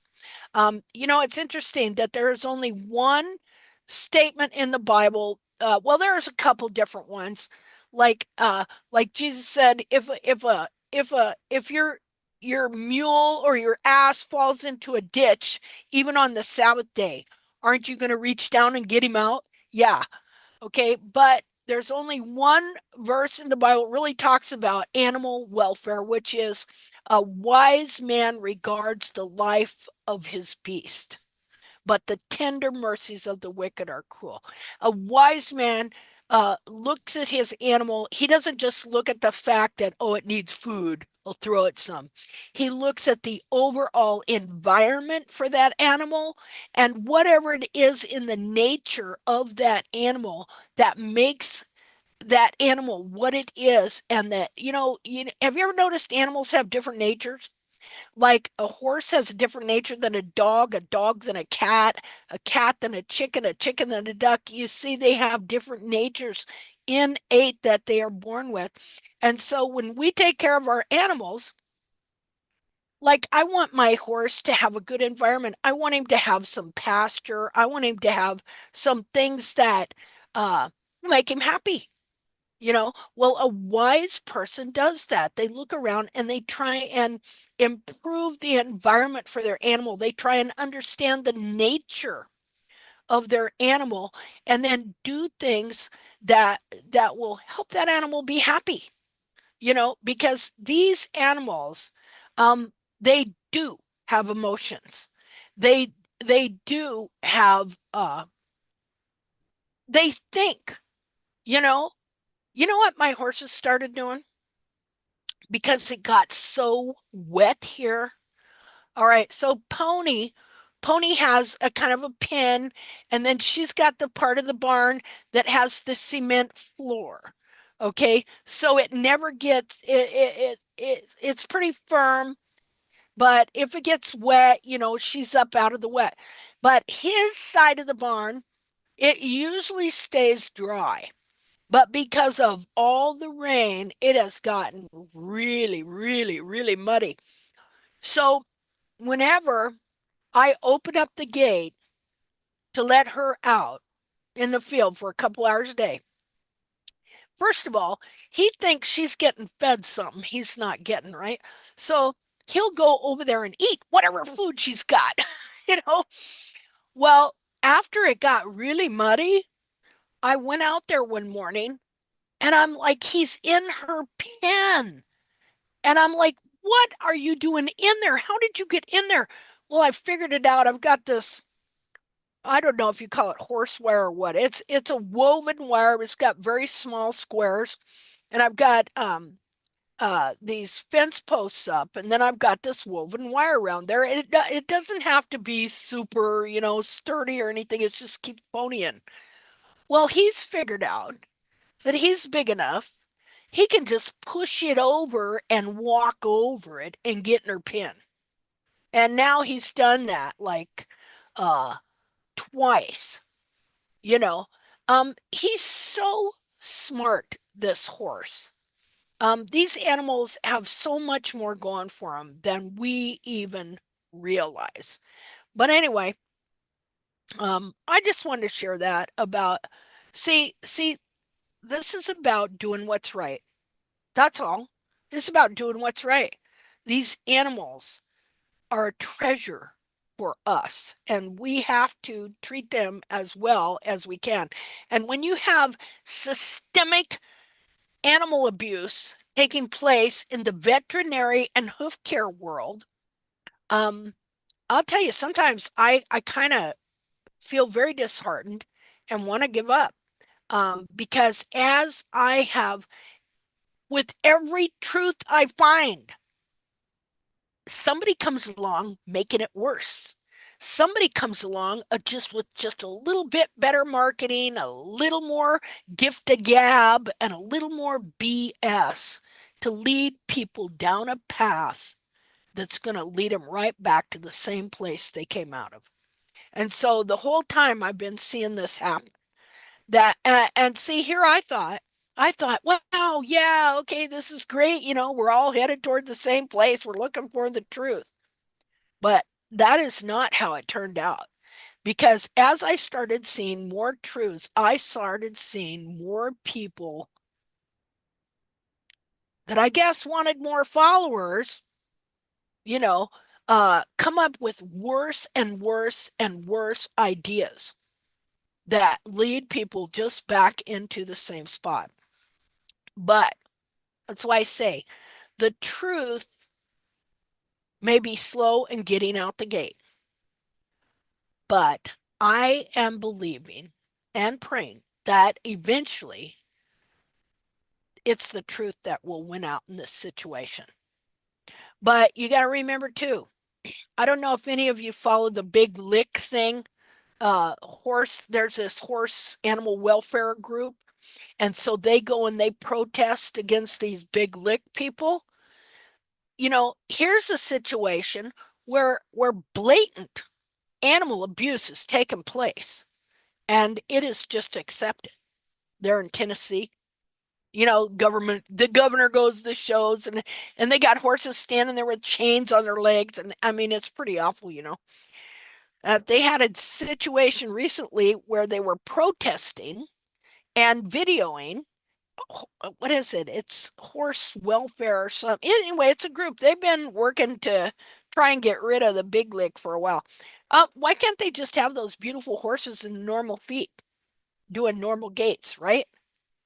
And here recently, they got attacked. I mean, attacked, and this guy got his nose broken, and just a bunch of bad stuff happened. But it just goes to show you how people will defend their cruelty and their error to the maximum. So anyway, okay, well, that's all I had to share. And does anybody have anything they want to say?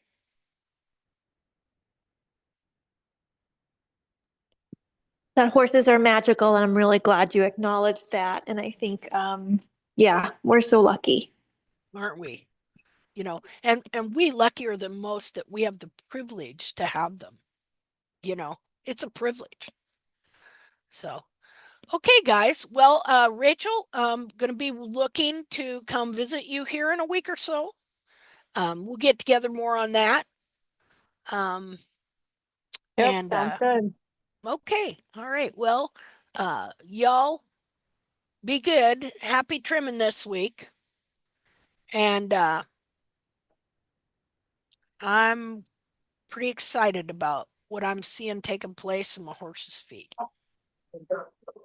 Thank you, Linda. Thank you. You're Thank you, welcome. thank you. Okay, well, if nobody else has anything to say, then I'm going to sign off. Okay, well, I just want to say thank you. I'll get pictures of JD's feet, and it would be cool if maybe one day you could come see me too. Yeah, where are you at? Well, see, I'm in Alabama. Rachel's only 3 hours away.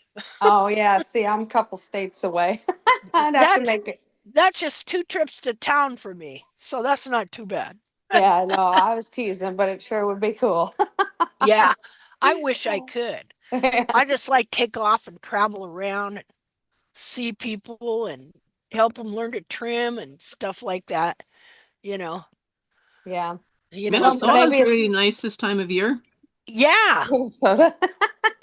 Maybe if we Minnesota. did large enough hoof clinics, where people paid a little bit and, Yeah, you made enough money to make it worth your while. yeah, yeah.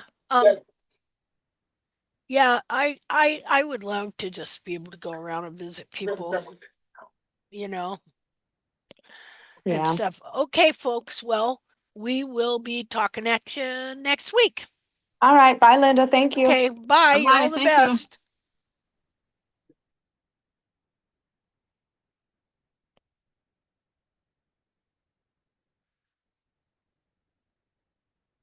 And I can't get out of here. Okay, stop share.